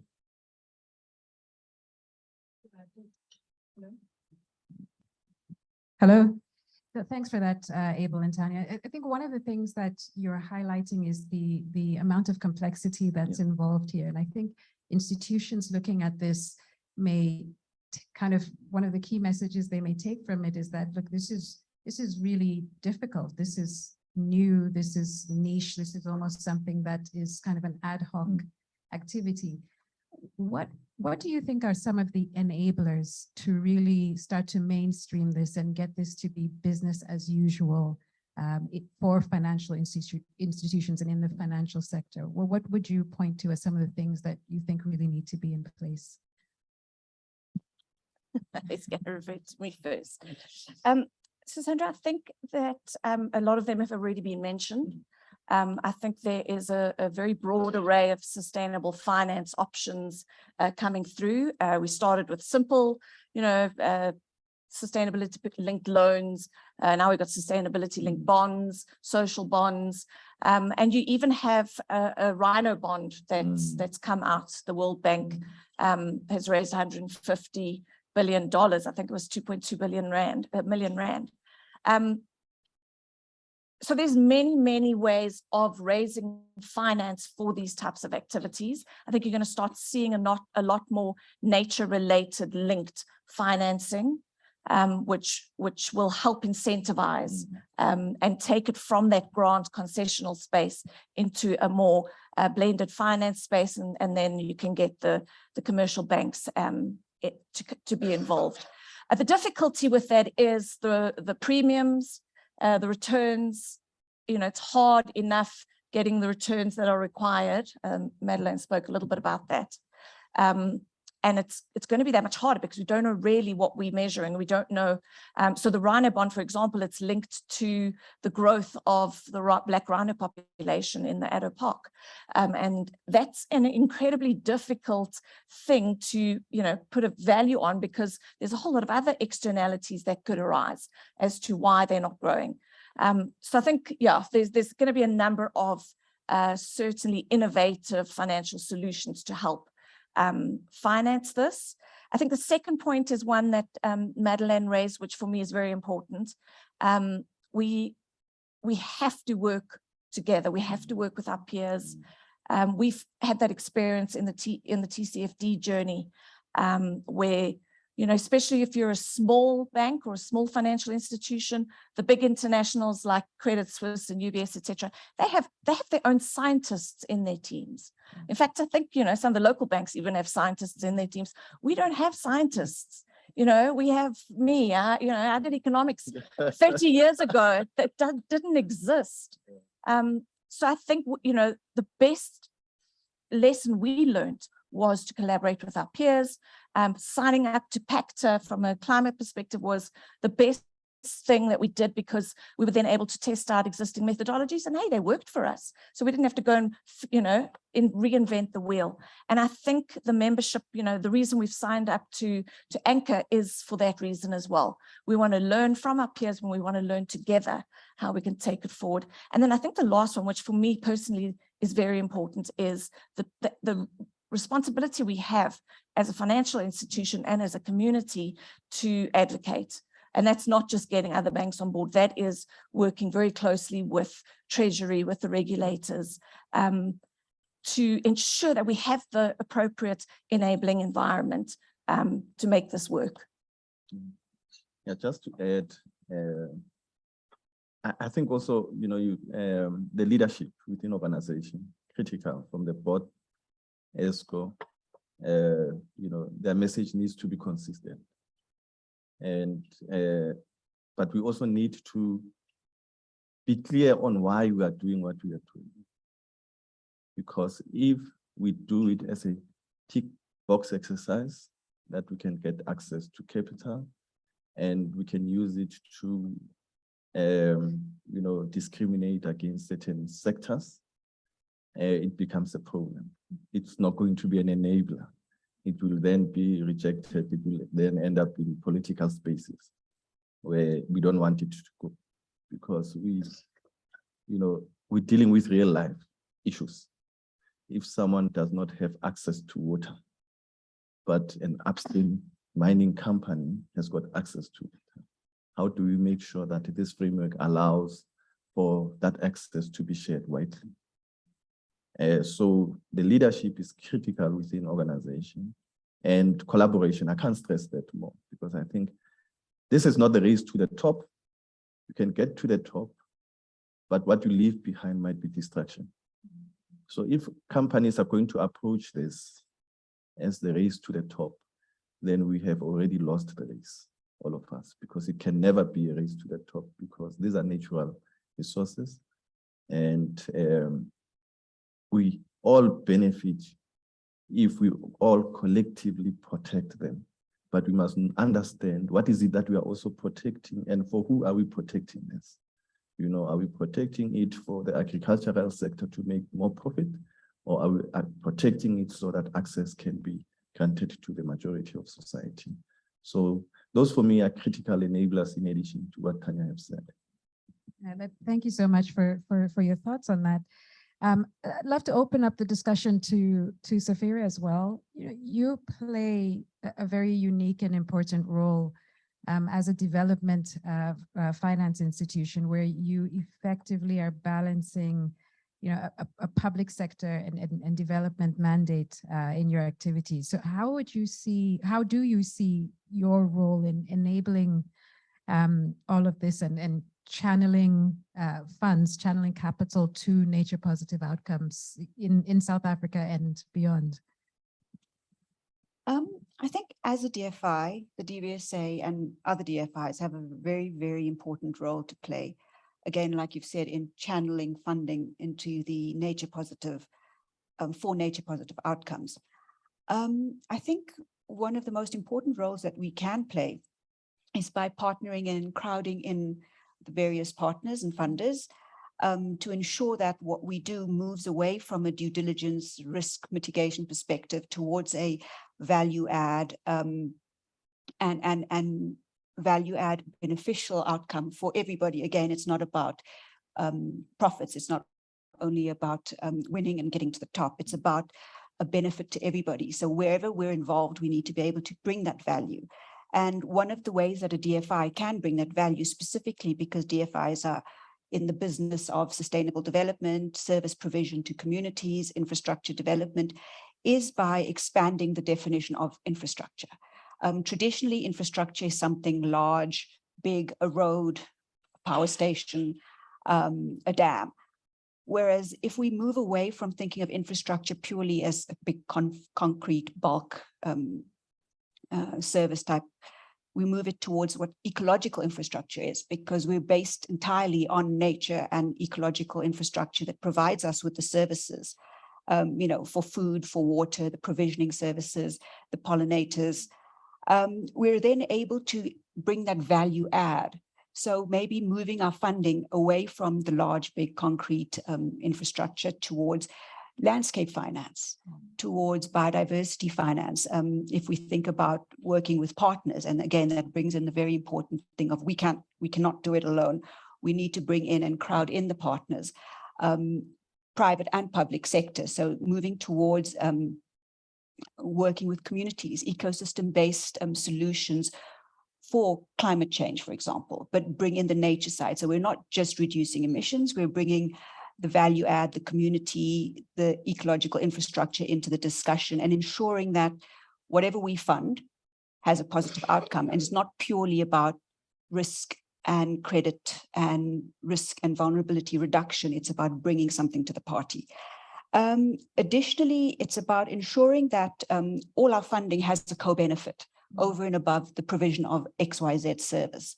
It's speaking to the communities, it's speaking to how we ensure that we have the renewable resources like water, which are able to then continue to be renewable, as opposed to over-extracting and not being able to have something for our futures.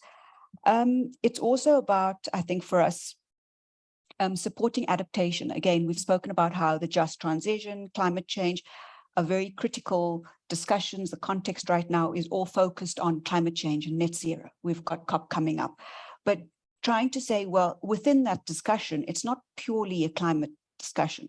Climate exists within the sustainability context, within the environment, and also within our ecosystems. Therefore, we need to ensure that we have the co-beneficial projects which benefit the just part of the transition as well as the transition, and make sure we get that. And then again, lastly, and I've touched on this already, is the partnerships, public and private, working with various other funders. We at DBSA, we work very closely with the GEF, the GCF, SANBI, critically important for us here in South Africa, organizations such as the Sustainable Landscape Finance Coalition, which are working towards putting together innovative funding solutions, projects, facilitating and supporting the innovation in creating the pipeline. And again, that's critically important for us as well. We don't always see biodiversity or natural capital projects as a project or a ready-made project that you can just fund. We're used to funding, the road or the renewable energy plant, solar, wind infrastructure, part of the REAP. But we don't have that ready-made pipeline sitting there for funding for that focuses on natural capital. So working towards the project prep, the development of these projects from a public sector and DFI perspective, so that you can crowd in public sector once you've got those projects ready for funding. We don't necessarily have to be there for the funding, but we can create that enabling environment, which then facilitates the funding and the partnerships. So I think as from a DFI perspective, there's a great deal of space for us to go into, to work, to leverage, and to facilitate the crowding in for the greater impact. Great, thank you for that. If I can bring you in here, Shamila, as well. The GSE is a market infrastructure provider, and as such, you are playing a really critical role in terms of just raising and directing of capital flows. What is your experience so far on this issue of directing capital, and how do you see that evolving? How do you see the evolution of this evolving in a way that supports nature positive outcomes? Thanks, Sandra. Hi, welcome again, everybody, to the JSE. It's lovely to have you all here. So Sandra, on our side as a market infrastructure provider, I think it goes back to our assertion that markets can and should be a force for good in enabling the aims of sustainable development in its entirety. So, we've seen sometimes almost like things become fashionable, or yes, because they're just very critical at that point, bits and pieces, right, in terms of the approach to sustainability as a whole. So we've sort of always asserted that we need to look at this in its entirety. And at different times, there's going to be a focus on different things. Not ideal, because these issues are systemic in nature and often have an impact on one another. But we, I think, deliberately set out to say, how do we create this enabling environment where a better sustainability practices can grow and thrive, and disclosure practices? So we have to look at what role the exchange can play. So unlike, some of the other panelists, of course, we don't ourselves directly finance things, but we're a conduit, right, for those capital flows. We also have an influence over the market. So there is that element of influence over 380 listed companies, for example. So I think in terms of how we set out to do this, there is that element of the multiplier effect. And so it could be easy for an exchange to sit back and do nothing, because you're not directly in financing anything. But, or you could step in and say, well, there's actually a number of sectors listed on that exchange, and our fortune is directly linked to what they do. And the fortune of the market actually also impacts every single member of society who is invested. And so what that money is buying and what it is creating in terms of sustainable future, we have a direct influence over. So maybe just a quick idea of how we then arrange our activities to be able to influence that. And it goes back for many years. It hasn't changed that much, because it's still those same things that we directly influence. The first one, of course, is on looking at regulation and what we can do. And so there, a lot of that ends up with disclosure and what companies are mandated to consider in their disclosures, because the JSE is also a frontline regulator for listed companies. So from that perspective, things like the King codes have been embedded as requirement for disclosure for a long time now, and King explicitly asks companies to consider people, planet, profit, and look at that from a materiality lens. It doesn't prescribe a tick box approach to what you should and shouldn't look at, but it asks you to look at that, and it says look at that at the highest level, which is the governing body of the company. And so that's one element there. And there are some particular disclosures and sustainability, which then also are mandatory. So very specific asks on things like diversity, things like putting to vote your remuneration policy. So you can see where, you're bringing in some of the social elements as well into that. Then the second one, perhaps, which is maybe the most relevant for our discussion today, is on the products and services that we can provide. And how do we help, to your point, on the allocation of capital? And in that regard, I mean, the easy example is our sustainability segment. So we kind of had to almost take a view of build it and they'll come, but it was an intent to say, we know that money needs to be reallocated. Again, how do we create the enabling environment? And so our first step in that direction was the green bond segment that went live in 2017. And then after that, expanding that in 2020 to include social bonds and sustainability bonds. And as has already been touched on, I don't need to expand on, those instruments allow for the capital raising around activities and assets that are directly related to things that either can contribute to better environmental outcomes, positive nature outcomes and things like that. And Leila's touched on some of that already, so I won't go into detail. Then, of course, this year, with the further expansion of the segment to allow for sustainability linked bonds and as well as transition bonds. So we do know that, what the outcomes are that we're looking for, but that, for example, in the energy transition, we're not going to switch overnight. So how can we help with the financing instruments that move from brown to green and create that in the regulated context of the market, which then allows for those instruments to come to market, for investors to find that, but also for issuers to get the benefit of being elevated in terms of their presence and how they're tagged on that market. And so the regulated context there then helps, of course, for credibility. So as an investor, you're not a case of, oh, just because they said so, it's green. There are elements that, support that in terms of what that issuer is then required to disclose, how it needs to behave, the ongoing disclosure framework, those sorts of things. So those are the elements where we see, for example, those instruments could directly be used for some of those capital raisings. Then further within that enabling environment, and this kind of straddles both advocacy as well as product or service in a way, is our disclosure guidance. So you may be aware that we issued climate change as well as sustainability disclosure guidance in June this year. And again, Leila touched on that, but as an example there, I mean, it was a case of that, do we do nothing? Do we leave it as it is? There's a lot of convergence happening in the space, but the pressures on that came twofold. Firstly, I think, is that we felt that as a leader in the space who understands the pressing risk, the reality around these issues, we couldn't do nothing. And the need and time to act was probably 20 years ago, but the second best time to act is now. And so how do we assist our companies to elevate and start understanding these issues and help them to do that? And so that's what we try to achieve with the disclosure guidance. And that also says to companies that even if you're not required to do this mandatorily by any regulation at this point, start thinking about these issues. And so our first step in that direction was, of course, the biodiversity indicators embedded within that guidance. And interestingly, it was probably one of the areas that we got the most debate around when we were developing the guidance, and in that time of the public, sort of the opportunity for public to comment on that. So it was very interesting for us that we got a lot of debate on that. We went back and forth on those indicators a number of times, always a trade-off, right, between how much is too much that companies are going to throw their arms up and say, we can't even start with this, versus can we start with something manageable that, and of course, the intent there is that they start having the conversation, that they're aware that these things matter. And so that's how that featured into the disclosure guidance. And of course, just the framing of the guidance is that it is supposed to be helpful for all companies, regardless of sector. They would apply the materiality lens, of course, to see which of those things impact them more than others, and therefore what they choose to disclose on, or at least have conversations on. And that's where we're hoping we can help that debate as well. So that is firstly from making publicly available something that we've put out that, you know, doesn't require you lots of time or consultants to start thinking about. At least it's in a document that's easily accessible. At least start having those conversations, maybe behind the scenes, and start measuring on your own. And so those, I think, are some of the areas in which we're trying to assist the national capital agenda, understanding fully what some of those risks are, and that it's going to be too late, I think, to wait just for regulation and mandatory requirements. Can we do something in the meantime to help with that? And then finally, I think our advocacy and engagement work, of course.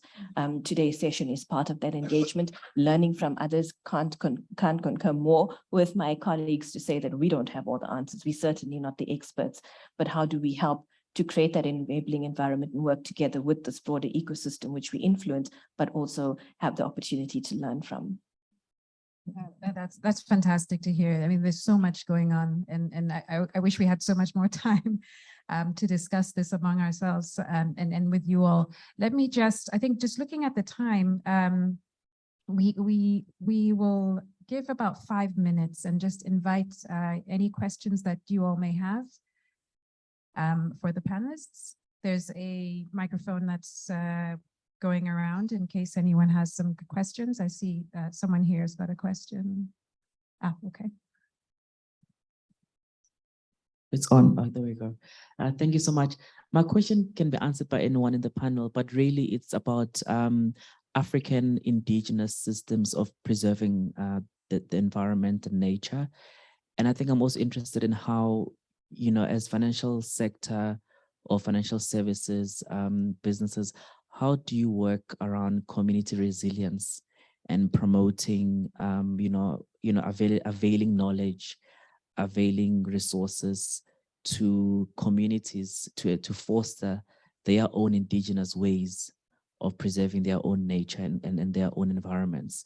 Because I think the danger is in, obviously, at a corporate space, being quite, contextualizing an environment that sounds great intellectually, but then it creates a distance with communities that have created over generations ways of preserving their own nature and resource that's immediately available to them. So I'm interested in how your corporations are thinking, or at least interested in working with communities at that level, not necessarily communities you operate in, but communities that you may identify that perhaps here there is a certain resource that is scarce, or there is a need for us to invest in allowing that community to protect those kinds of resources or natural assets. So I'll just be interested in anyone who wants to maybe look at the African indigenous narrative around nature. Anyone have some ideas or thoughts to share on this very important topic? Yeah, I think it's important, and maybe the reason why the pilot is happening in Africa, because of that fact that Africa is so diverse in terms of its practices when it comes to nature. And I'll give you an example. One of my colleagues, a simple thing like access to water, where corporate assumes that communities who go to the river to fetch water, it's a struggle for them. And corporate comes with partners, they say we want to put taps. And the chief says, it looks like it's a good thing that you bring water to us instead of, mothers go to the river to fetch water. Then the chief says, but what have you planned for the mothers who have that time that they value to go to the water, to the river to fetch water? Now you bring the taps next to them. What are you going to do with them? And it's that richness in terms of understanding how the ecosystem and the social framework, fabric of African indigenous people work, that when we do financial solutions for nature-related assets, we have to take into account that we can't go into communities and say you can't harvest your forest anymore when they have been managing that forest for generations, and then we go there and say you can't because now we put it under the adaptation fund or we put it under offset and then we lock it there. We can't do that. And I think it's the consciousness that financial institution needs to have to say we have to work with communities because the understanding of how ecological system works, they better understand it, even better than scientists, because scientists work from a theoretical perspective. They've got a practical experience. They've been in that land for years. Maybe I could just come in and add something onto that. And that speaks to the whole need to have community-based, ecosystem-based projects. So instead of coming in and saying, this is how we think you should do X, Y, and Z, speak to the community, because that's where that's where the action is. That's where everything's happening. The communities are feeling the impact of the degradation of natural resources. The communities are feeling the impact of climate risk and vulnerability. So speaking to the communities, looking for natural solutions that would have come out from the communities, and then supporting that within the context of the co-beneficial adaptation projects. So, and I know there's a great deal of focus on finding those solutions and funding them, especially if we think about a lot of the funding that's coming in to the country, to the region for these solutions. So working from a context specific as opposed to cookie cutter approach. Great, thank you. I think we have another question. I think we'll take one more question. Yes, hopefully I'm audible. Good morning. Thank you very much for the session today. My name is Tabadi Mema, I come from APSA. The question I have is specifically on the Mpumalanga province, which is ripe for a lot of opportunities in the space because of coal mining, acid water drainage, etc. We've seen the Mpumalanga Green Cluster Agency being established to pretty much drive the transition for that province specifically. And I'm curious to hear from the panel, could that model be an ideal conduit to channel capital? And if so, I mean, how do you scale that to, say, Northwest, which has a lot of PGMs and there's a lot of natural issues there? And are we looking at debt, grant funding, equity? How do we practically deploy capital to enable that transition to ensure nature is preserved and rehabilitated for sustainability?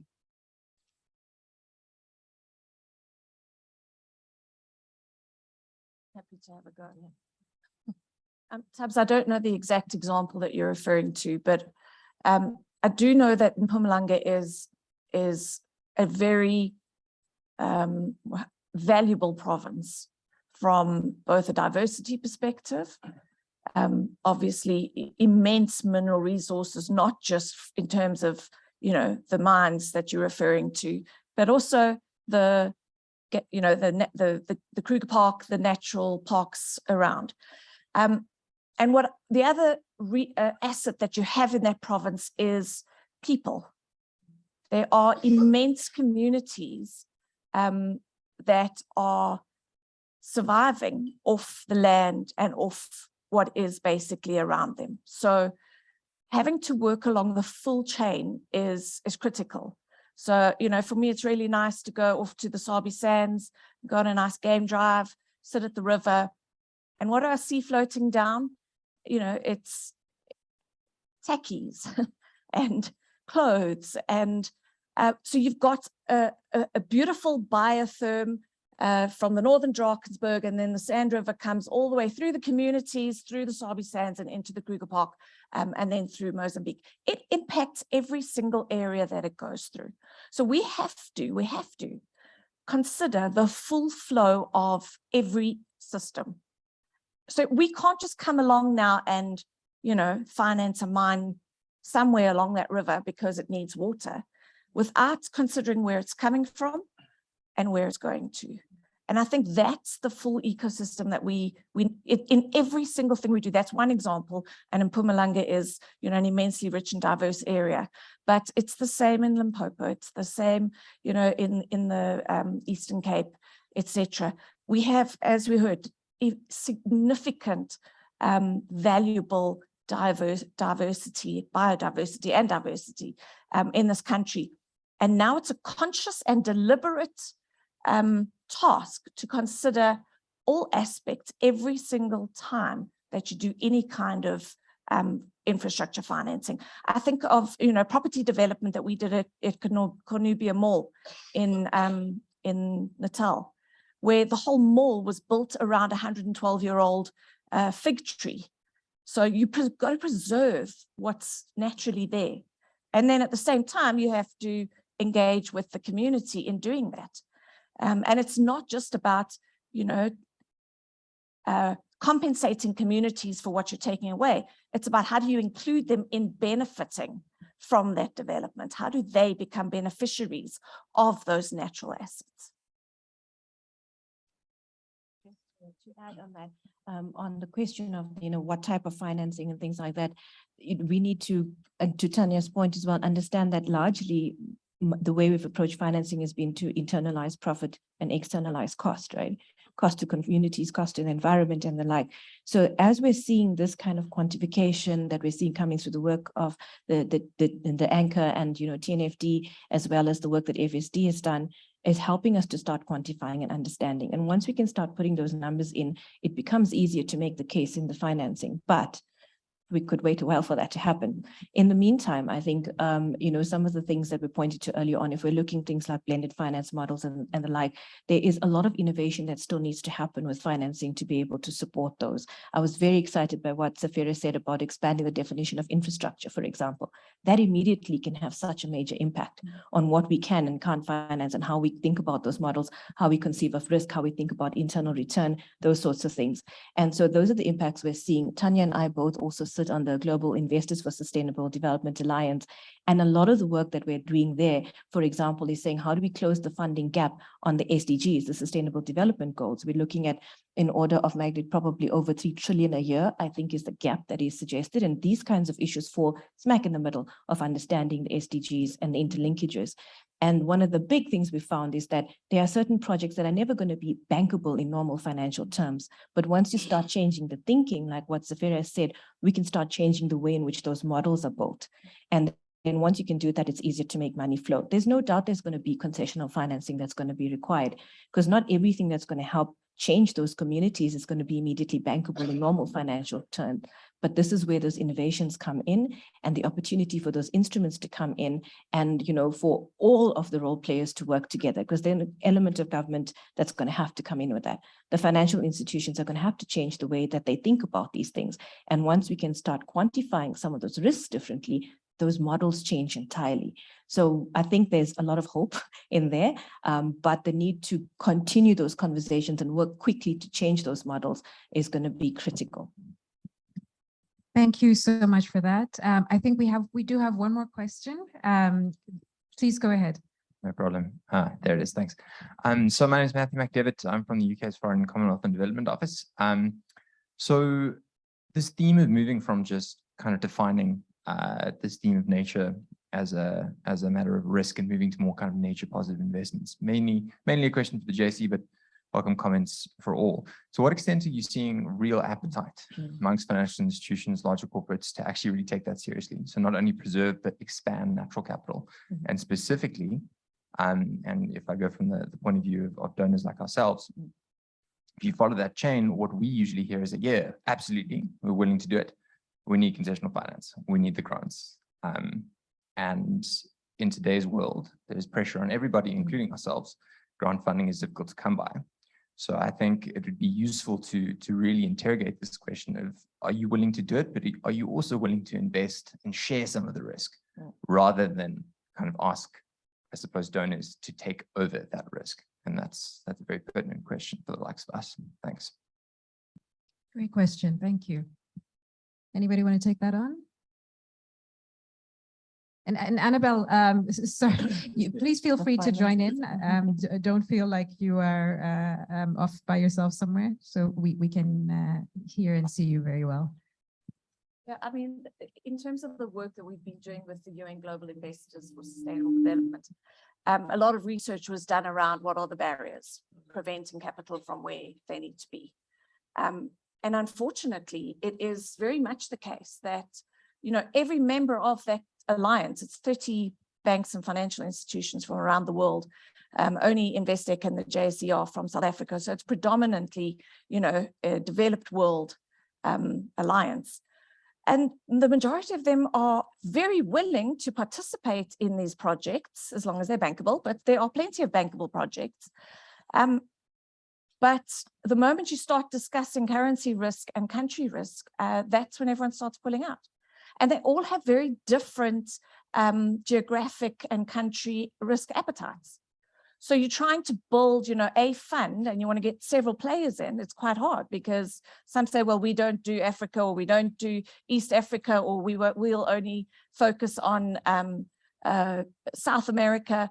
Everyone has different risk parameters. So almost every instance that I've found has been, we need that concessional capital. And it's very hard for us to go and participate in that risk with you because of our capital requirements. We've got very different capital requirements as a bank. And that makes it hard for us to take on, you know, the type of risk that the FDIs and the multilateral development banks can take on. And hence why this blended finance model is so critically important. Because you really do need to understand the different types of risks across different financial institutions. And everyone has to be able to come on board and you know, feel comfortable with the role that they're playing in that project. Maybe if I could just add on to that. And this is why I think the role of your DFIs is also critically important, in that we can pick up that risk. That's why we're there. So picking up the risk, facilitating the pipeline development, supporting the development and the bankability of projects, so we can take them to the market and say, right, we've got this. Here's a very viable, co-beneficial, just transition and natural capital project. Who's going to take it? Thank you so much. I think these are real issues. I wish, you know, we had more time. I think we have already run over time. Thank you so much to the panelists. I think we will now end the panel, and I'll hand it over to Kelvin to close us off for the morning.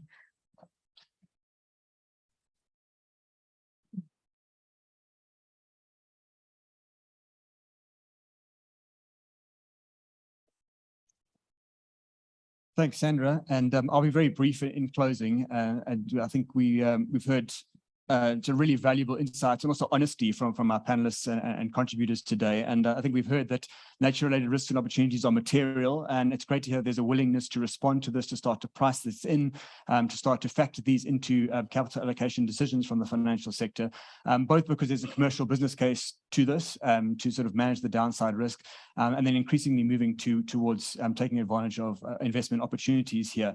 But I think also recognizing that as leaders, as owners of capital, we have a really important stewardship responsibility to manage a transition towards a nature positive future.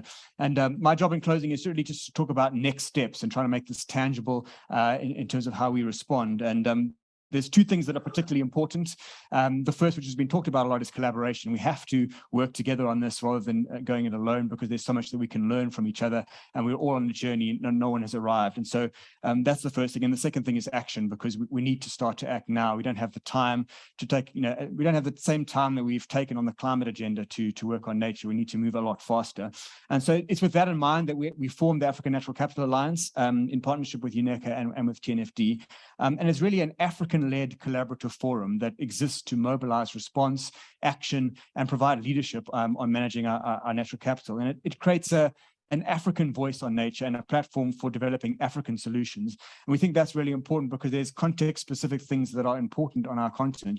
We need to prioritize economic development, job creation, access to basic services, and sometimes there's a trade-off in that transition. And so we need to have those difficult conversations and work out solutions. And to do that, we need to work together and we need to take practical steps. And so that's really what ANCA is about. In saying that, we recognize that most of us are at the beginning of a journey on this, and that this is nature's a new and fairly complex topic, and for many of you, you're starting to grapple with this for the first time. And so that's really why our ambition is to make this as tangible and practical as possible for each type of stakeholder.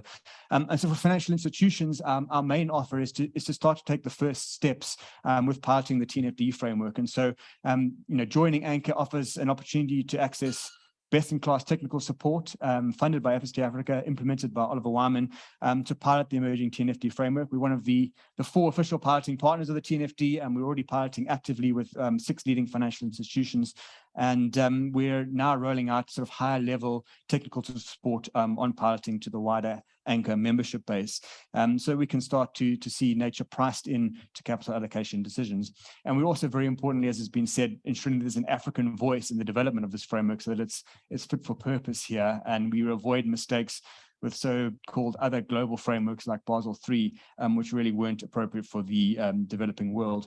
We're also linking ANCA members to important global commitments, like the commitment on eliminating agricultural commodity-driven deforestation, AFR 100, which is the African Forest Landscape Restoration Initiative. And these are important commitments, but importantly, to say that ANCA is a voluntary commitment to start on this journey. We're not asking anyone to make any public commitments at this stage. We recognize that it's just the first step on a journey, and to learn and to move forward together. ANCA also involves the policy and regulatory side, and so for regulators, it offers an opportunity to kind of remain in lockstep with emerging global ESG standards, and to start to set a roadmap for a just transition that incorporates both climate and nature together, which is really important. And so there's lots to do, and we're very keen to work together with all of you. I think important thing to say and to recognize is that the South African financial industry in Africa is the most advanced, is the most sophisticated, has the most capacity to deal with these issues. And so we're actually really looking to the South African financial industry to provide leadership on this, not only within Africa, but also globally. And so we were the first to start with financial institution pilots of the TNFD globally. So the TNFD is really learning from what we're doing here in Africa. And so I want to warmly invite you to join the Alliance, to work together. You can find out more by scanning the QR code on the screen. That leads you to the website. You can also chat to me afterwards, and you can also email us. But we're very keen to work together and really to provide leadership and to provide response on this very important issue, and to ensure that we leverage Africa's rich natural capital to not only preserve it, but also to grow it. So thank you very much for joining us this morning. It's been a pleasure to be here, and I'll just hand over to Sandra to finally close us, but thank you very much.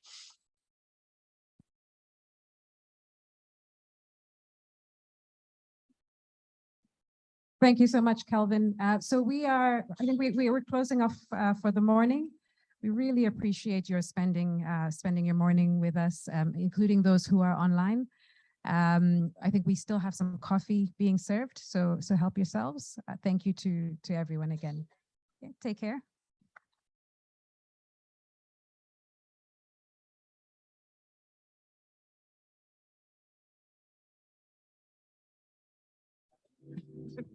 Yeah,